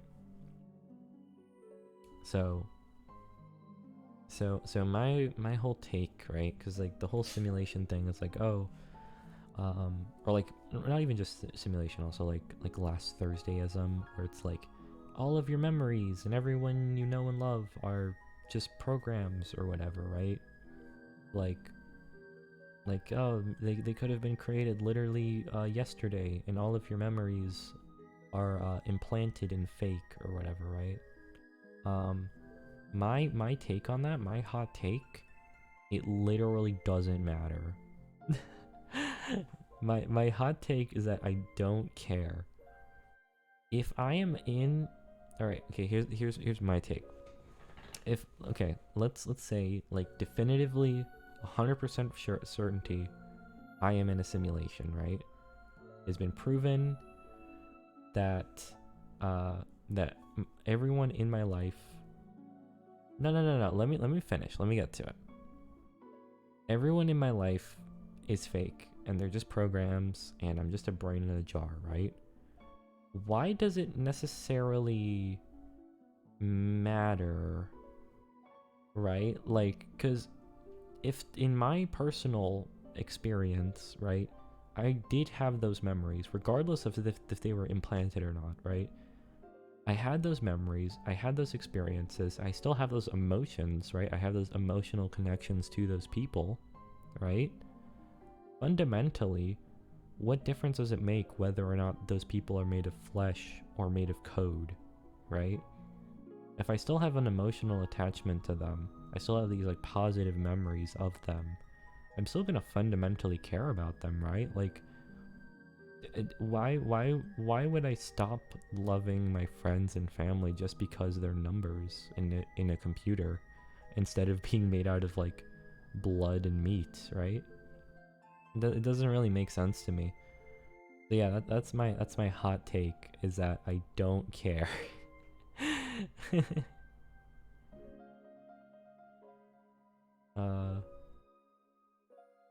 Talking to the terminally alive will use an audience that mostly agrees with you. Yeah, I mean, like, right? Like, if most of my friends I interact with on like a digital screen, it doesn't really matter. You're singling out an independent variable. It was made independent because you're biological and can't afford thinking of something you can't know. What? I mean, okay, even if I wait.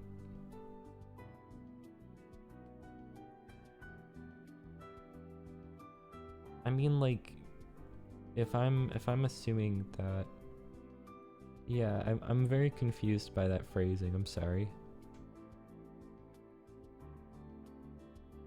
Independent variable. It was made independent because you are biological and can't afford thinking about something you can't know. I mean, is what you're saying essentially that, like, because being code is an experience that I fundamentally do not have, you know, as a flesh and blood person, right? I can't comprehend the experience of being code, and therefore I'm not eligible to have an opinion on it. That's how I understood that. I could be completely misunderstanding what it is that you're saying. I mean, that was my understanding? Or is it more that, like,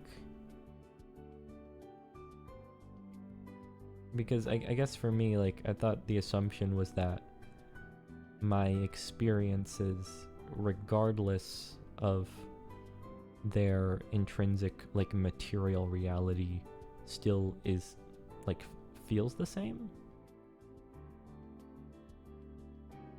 right? Like, I thought that was the assumption.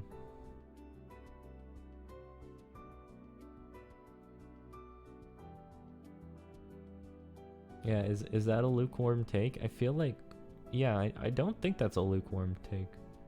I mean, when you're setting a sentence, when you're setting a sentence where you are going to describe the thing that you don't care about, you bring up a subject which you are not able to care about.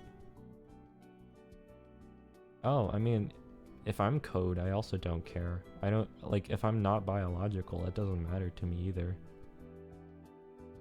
Yeah, I don't once again, I don't necessarily like the thought, like, I don't feel like I need to be flesh and blood to, like, feel or care about things. I mean, I know I mean, once again, I love my friends and family, right? If it all turns out that I am just ones and zeros, right? Like, doesn't necessarily, like, change anything. Like, I still know that I love them, right? So, like, it doesn't really matter, in my opinion. Does not invalidate the point. To be dismissive of a subject does not invalidate the thought on the subject. Yeah, because, I mean, being dismissive of it is the thought in and of itself, right? Like, the whole thing is, like, I personally do not find I personally do not find the simulation theory to be that thought-provoking or that, like, world-shattering, right? That's my opinion, and the reason I think that is that it fundamentally doesn't, like, from, like, a purely utilitarian perspective, it doesn't really change anything, because, like, once again, I still have my memories and emotions, right? So, like, even if they're fabricated, like I'm still gonna have those memories and those feelings. So like once again, from a utilitarian perspective, like, I mean, like, if I have a memory and everyone else has a memory, right? Then, like, doesn't that pretty much mean that it, like, even if it didn't literally materially happen, it still happened, it was still an experience that me and other people shared, right? I don't know. I noticed some of your position though this somewhat relates to the thoughts and debate around trying to upload someone's brain. Similar. I don't have anywhere else to go with this thought. Just thought the thoughts and debate around trying to upload someone's brain. I'm pretty sure. Well, no. This is more so like the idea that, how would I put it? This is not really the uploading your brain thing. It's the idea that, like, oh yeah, all of reality has always been a simulation. Is more so what I'm talking about.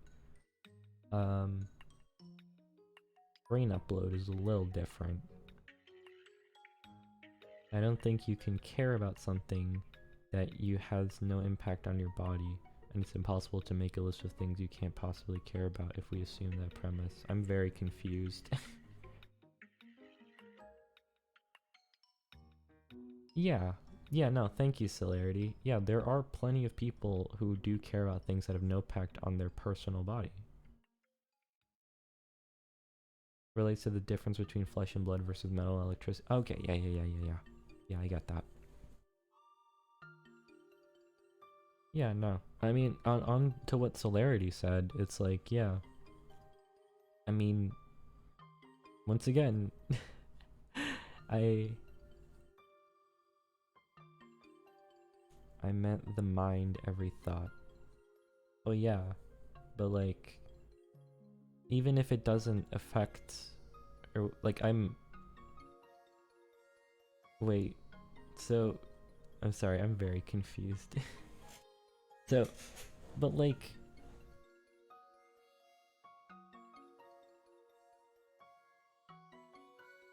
fake human and none of this is real. I still exist. There's still something I'm doing that does matter.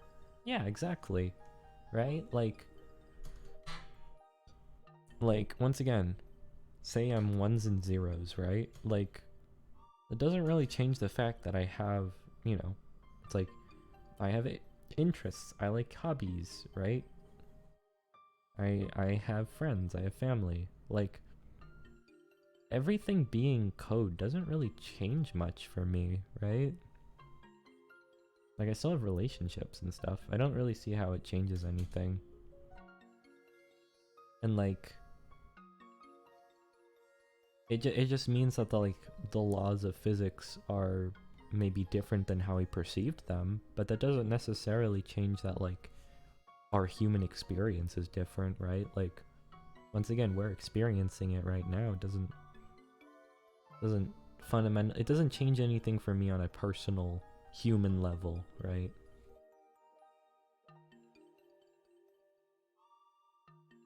Okay, imagine you're a character in a game. That's a similar assumption. Both of those involve simulated humans or humanoid entities. Those characters still have stories. They have thoughts and feelings. I'm just curious about how changing the subject from body to mind changes my point.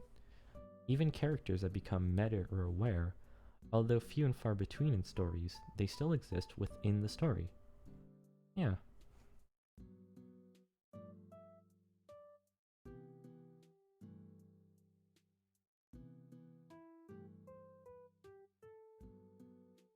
Yeah, I mean, pretty much, right? Like, once again, we're talking, like, an example of games, right? Like, you know, characters, they have their lore, they have their friends, they have their family, you know, they have goals, motivations, character flaws. But, like, does them being code get rid of all of those things? Like, no.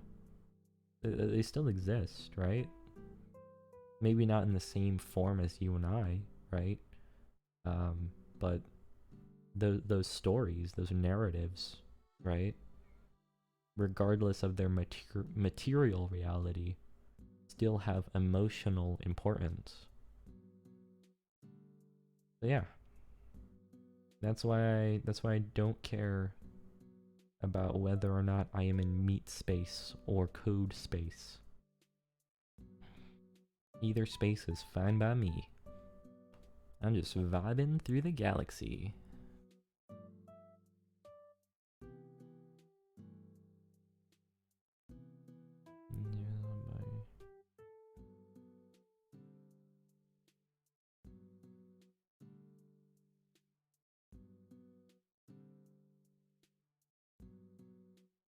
Yeah, I think Celerity is more so nailing it. I think maybe they're talking about something completely different from what the rest of the chat is saying. Yes, I think existence is meaningful. I don't know. You can find joy in things. That's my take. Like, I don't know. Yeah.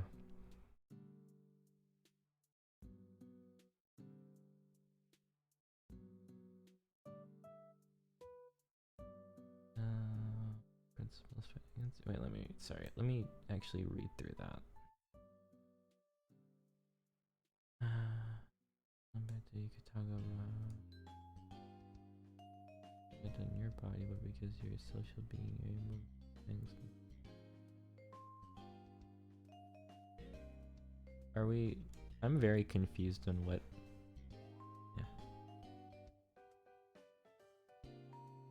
Yeah, I think there was just a miscommunication there. Yeah.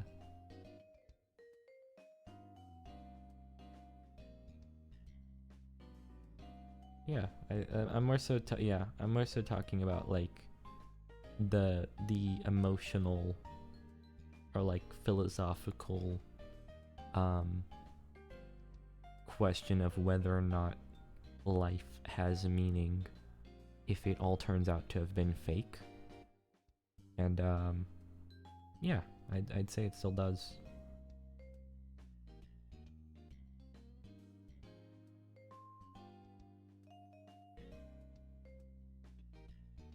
That's more so what I was talking about when I say I don't care about.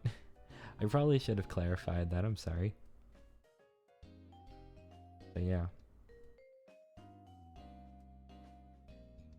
Yeah, exactly. I mean, think about all the stories, all the movies, all the movies, all the games, you know, all the TV shows you love.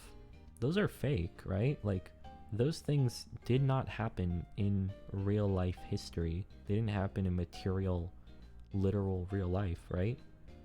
But that doesn't change the fact that they matter to you, right? You still love those stories, regardless of whether or not they're literally true. They still mean things to you. And that's kind of my take on the whole simulation theory. Is like, even if all my memories didn't literally actually happen, doesn't change the fact that they still matter to me personally. Yeah. It just means I lived a damn good movie.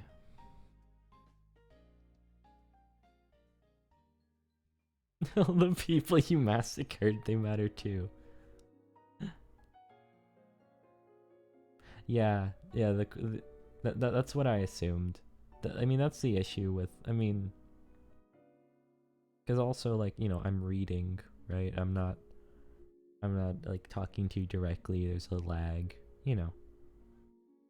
There's always going to be some level of miscommunication. Like, you know, we were answering different questions essentially. Yeah, but it's all good.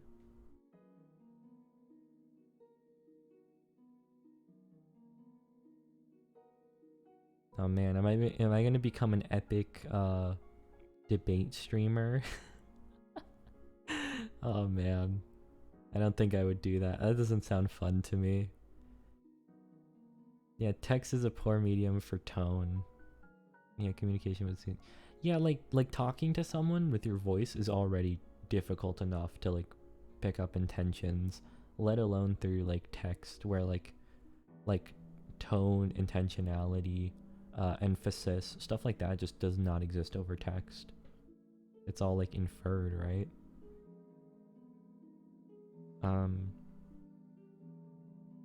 Yeah. So I think yeah, no, I don't thinking about it for real though, I'm like, oh man, I don't think I would like being like a political streamer or like a debate streamer. That doesn't sound fun. Cause like I've been watching a lot of clips actually of like political Twitch streamers, and it's always just the chat nitpicking like the tiniest little nuances, and it's like, bro, like based off of context, you should understand what they meant by that. I don't know. That doesn't sound fun to me. I just like having the ability to talk to people about whatever.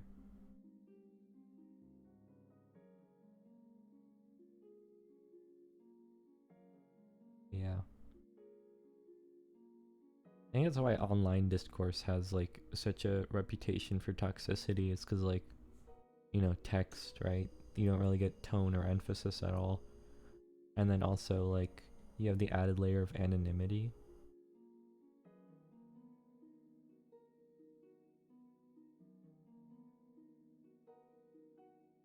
Yeah, the basis of the comments are being right. Yeah, pretty much, right? Like it's I think that's essentially always the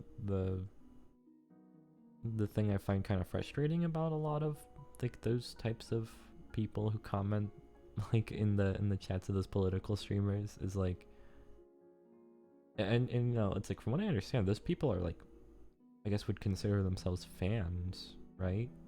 Like I would, because it happens so much that I'm assuming that they're regulars. So I think it's, yeah, I think people just have this obsession sometimes of being right. And I can't even deny the fact that I have that feeling a lot of the times. I don't, I often have a lot of time struggling with, what's it called? I have a lot of time struggling with like accepting when I'm wrong. Parasociality can be negative or positive. Yeah, pretty much, right? It's all about like having a like kind of healthy, like a healthy level, you know? Like no matter what, like if you like something, especially something like a stream where it's very personal, I think you're always going to have some level of like feeling that these people matter to you even if you don't know them personally, right? And I think it's all about having that like those boundaries, I think is really it. Misconstrue someone else's to validate themselves. Yeah, absolutely. That's a big thing. I think it's all about like, yeah, a lot of people like feeling like they're right.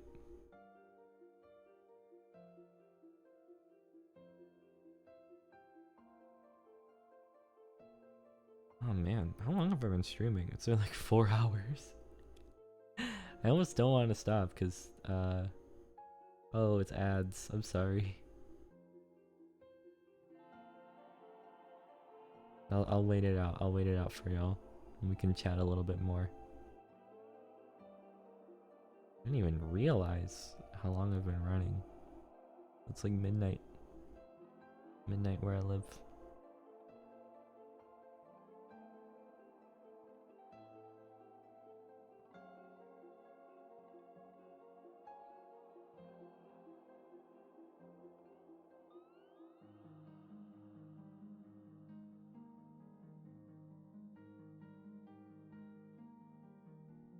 Oh man, can't wait to be the epic political. I'm gonna be the next Hassan or whatever. Next Vosh. Everyone's gonna hate me. Even the people who agree with me are gonna hate me. Yeah, no, that sounds miserable.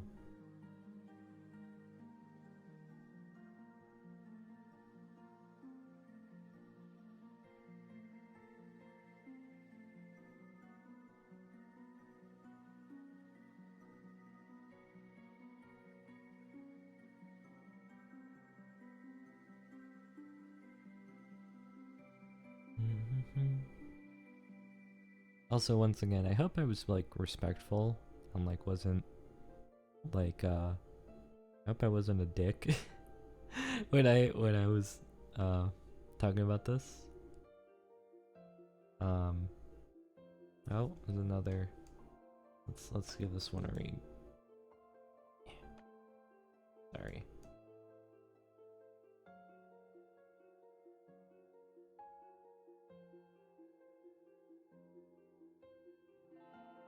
It's not letting me scroll up. Sorry.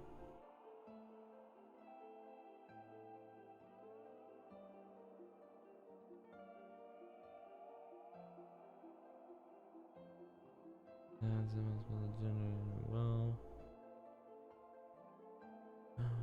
it comes from if that will comes from a non-material place, then you say that reality is a simulation. If you're separating the physical world that we perceive and what true reality is outside your reality, it can't generate will here?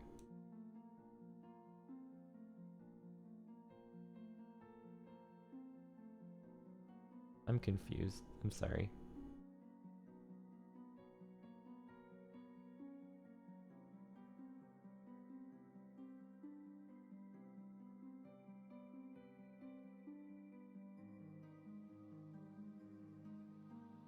Yeah. I just don't care much for my meat body. If you ghost in the shell me, if you put me in a robot body, I'm all good.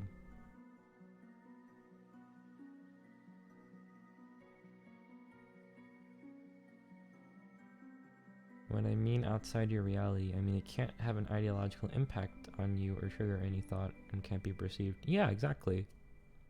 That's why it doesn't really matter much to me. Like, if I'm not gonna notice it at all. The temperament of an individual with a, say, libertarian point of view exists in a different reality and comments on reality. Socialists who live in their own reality. Your reality is impossible. That's true. We all perceive the world differently, right? What we put, okay, something that can't be measured, which means it has no will. What do you mean by will, exactly? Like intentions? Like thinking? Like, what do you mean by will? The ability to deform? Like... Deform? A higher form of reality posited, shut down by people who simply have different perceptions. To change what it... Oh, to like... So if you're saying like a will is the ability to change itself?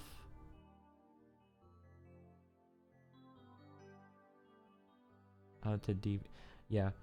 Yeah, I think Red Candy said that they that English is their second language, so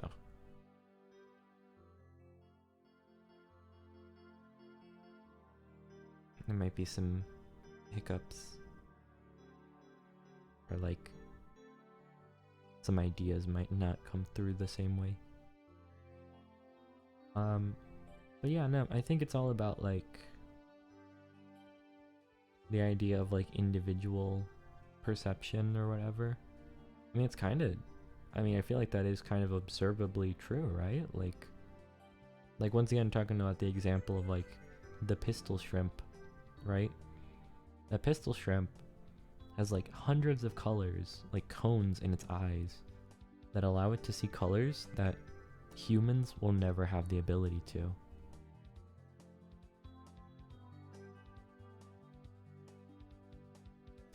To eschew the flesh body is a very trans moment. It's so true, bestie. It's hard to use another word of the idea. Yeah, no, I get that.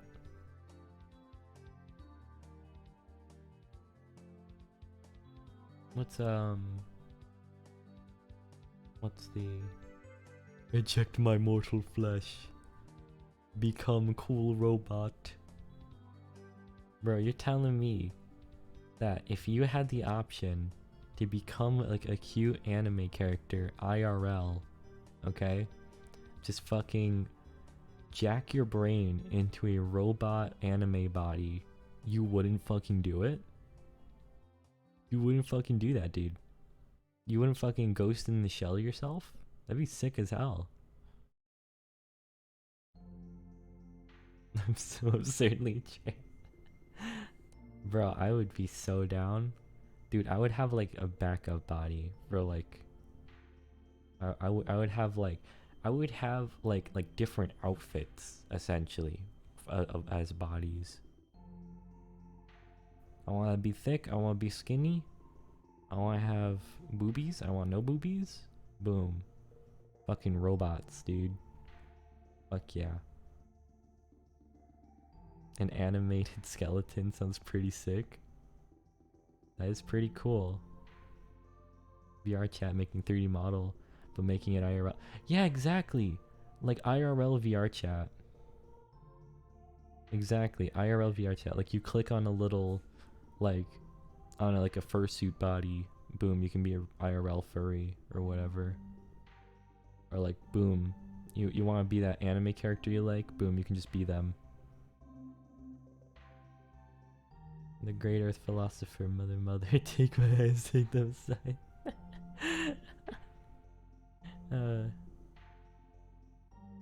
Sorry, let me also scroll back up again. Shout out to mother.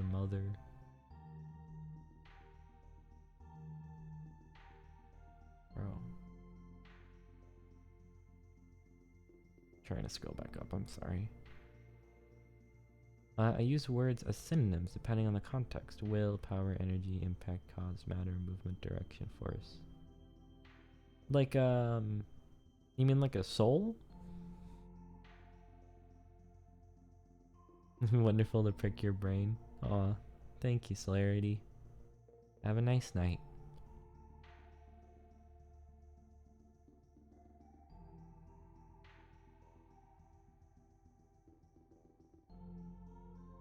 Yeah, soul is a word you could add. Yeah. This just turned into philosophy hours. But yeah, if I'm just telling you, if I could do VR chat IRL, right? Telling me I can be Parappa Dorappa in real life? Fuck yeah, dude. I'd do that in a heartbeat. Let me turn into like, I don't know, like a penguin. Let me turn into like a cartoon penguin. I'd do like a funny little penguin dance. Be so fresh.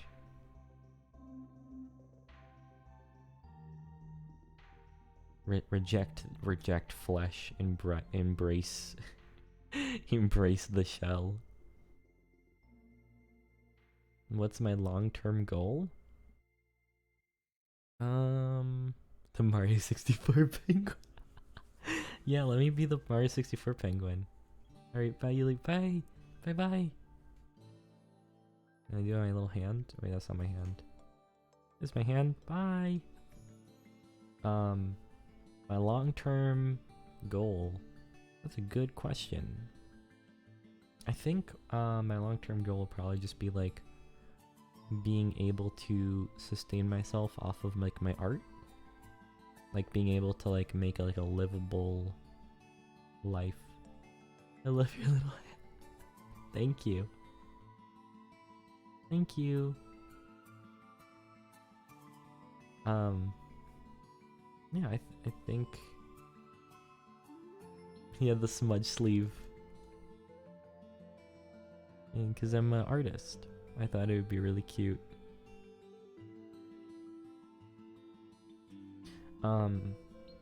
Yeah, I thought it'd be cute to have a smudge sleeve. I have it on both hands actually, but I don't think the other one's visible unless I like zoom out. But yeah, long-term goals, that's a good question. Yeah, just I guess being self-reliant, self-sustainable off of my art. Like getting like I mean I have a Patreon. I don't have too many donations. Yeah, it's a big part of why I'm starting to stream a little bit more. I want to be able to, yeah, like be able to make a living off of like art and stuff. I think about my goals every day. What are your goals?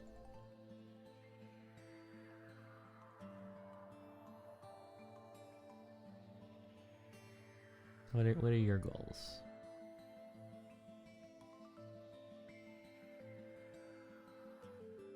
Yeah, I guess just yeah, I'm like not being reliant on others.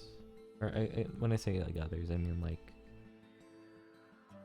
having my own house or whatever, and then also like being able to live off of that with like my own business. May it be like YouTube or, you know, art, voice acting, streaming, stuff like that. Basically being self-employed, I guess. Well, I mean, I guess I am self-employed, but like livably self-employed, being able to survive off of being self-employed.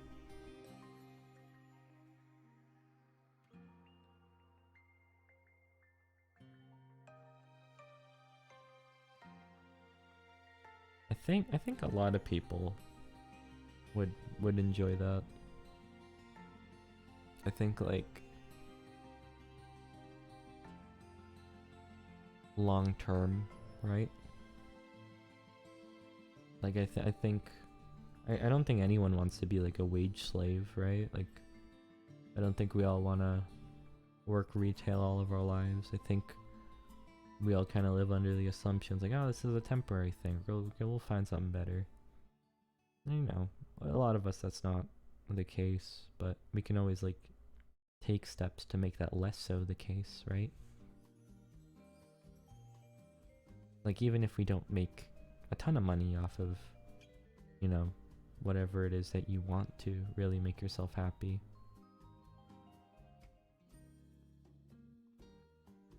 Why 3 kids? OS? A game similar to what I played when I was in elementary school. You get the opportunity of making money. The kids don't have to work when university. Me. Yeah, I mean, that's totally fair. If that's the life that would make you happy, go for it, right?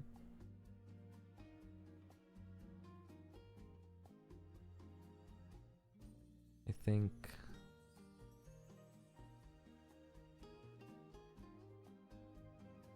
yeah, programming's cool. I think yeah, probably just like just having the chance to like, because you know, like I guess for me art is my big thing. I love animation, I love drawing. Sorry, I hope that didn't come off as dismissive. Yeah, programming is cool, like genuinely. It's a very it's a task, it's a skill that requires a lot of effort that I frankly don't have the ability for. I have a lot of respect for it. Yeah, I hope I wasn't dismissive, I'm sorry. But no, like I was saying, like art, problem with art is that like, you know, as much as a lot of people would like, myself included, we ultimately can't have an art and philosophy based economy, right? Like, you know, people gotta build houses, people gotta, you know, figure out plumbing, electricity, people gotta farm food, right? Like at the end of the day, you know, me wanting to be an artist, right? I'm not a top priority. It was sweet, thank you. Yeah, you know, I guess from a purely financial perspective, I'm talking here, right? Once again, artist. I love art. That's one of my favorite passions. But like from like an economic, financial perspective, art isn't like a top priority.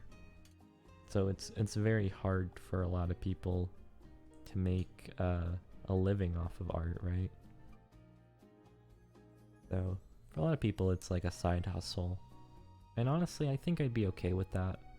Like, even if it's like, even if art isn't my full-time job, like even if I only could make like a couple hundred a year, I think I'd be happy. No, a couple hundred a year, a couple hundred a month. I'm sorry, it's really late. My brain is, bleh. But even if I was working, yeah, a couple hundred a month, right? That would mean that I could just work like part-time on something else to make extra money.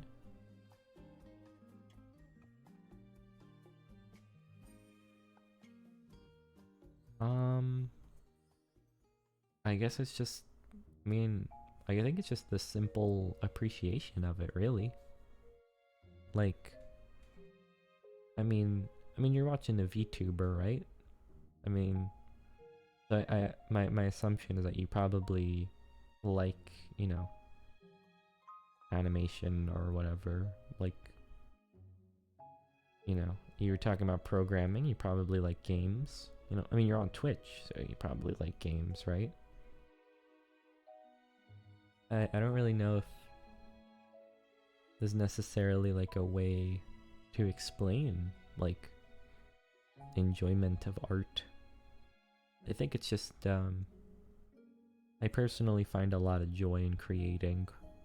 I've always really loved drawing ever since I was little. So I think I've always been very I've always loved the process of making art, I guess. So if I could,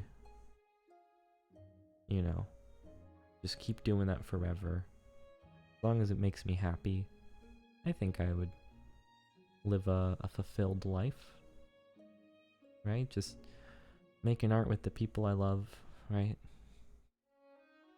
Friends, my family, my partner, all that stuff. Just, you know, being able to help them out. I think that would be a nice, fulfilling way for myself to live. You know, I feel like I don't even need, I guess I'm of the opinion I don't even need anything fancy, right? I don't think I gotta be a millionaire to be happy.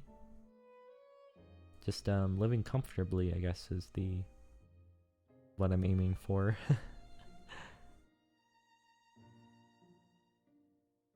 Yeah. I don't know. Maybe that's a boring answer. I don't have that relationship with art yet. I mean, hey, not everyone does, right? And I mean, that's okay. I feel like you don't. Like, there are plenty of things that people feel really passionate about that I don't, right? Like, I have tons of family who love, like, soccer, like football. They love it so much. And, I mean, I like playing it. I think it's fun, but I don't think I would buy, like, a jersey, right? I wouldn't buy the merch. I don't watch the game every week, right? I don't know all the names of the players. Right? It's not something that I'm passionate about, but I know it's something that they're passionate about. You know? Like, yeah. So, I think it's okay if you don't have that type of relationship with art. At least not yet. Right? We all have different tastes. We all have different things that we enjoy doing and things we enjoy consuming. Right? Okay.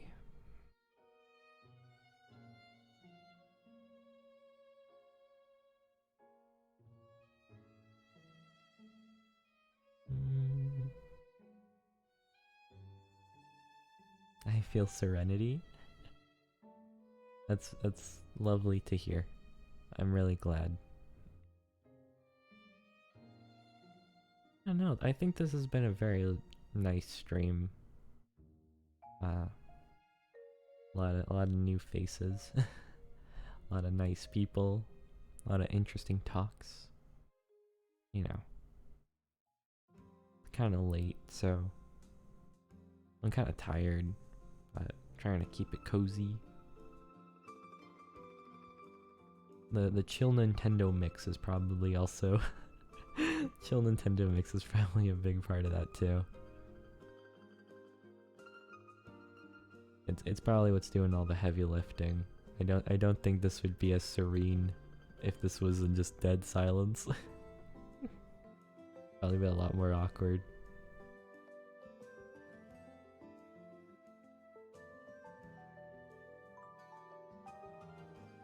Actually, I've hit the 4-hour mark.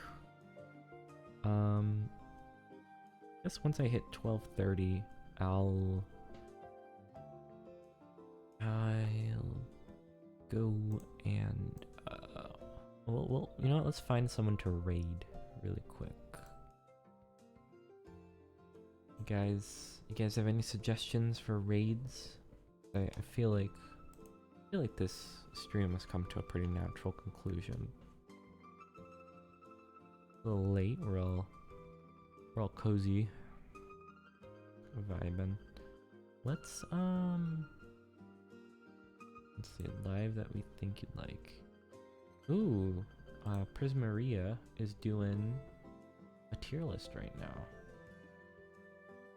We can do that.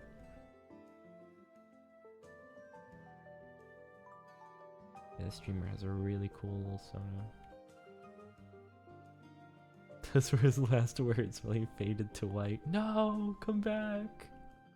Come back!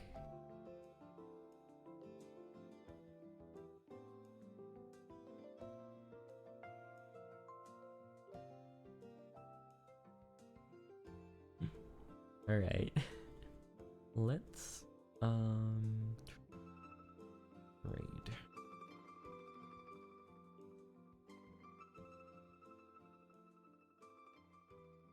Okay, let's see. Alright guys, so it's going to go to the raid in about 4 seconds. 3, 2, 1. Everybody raid.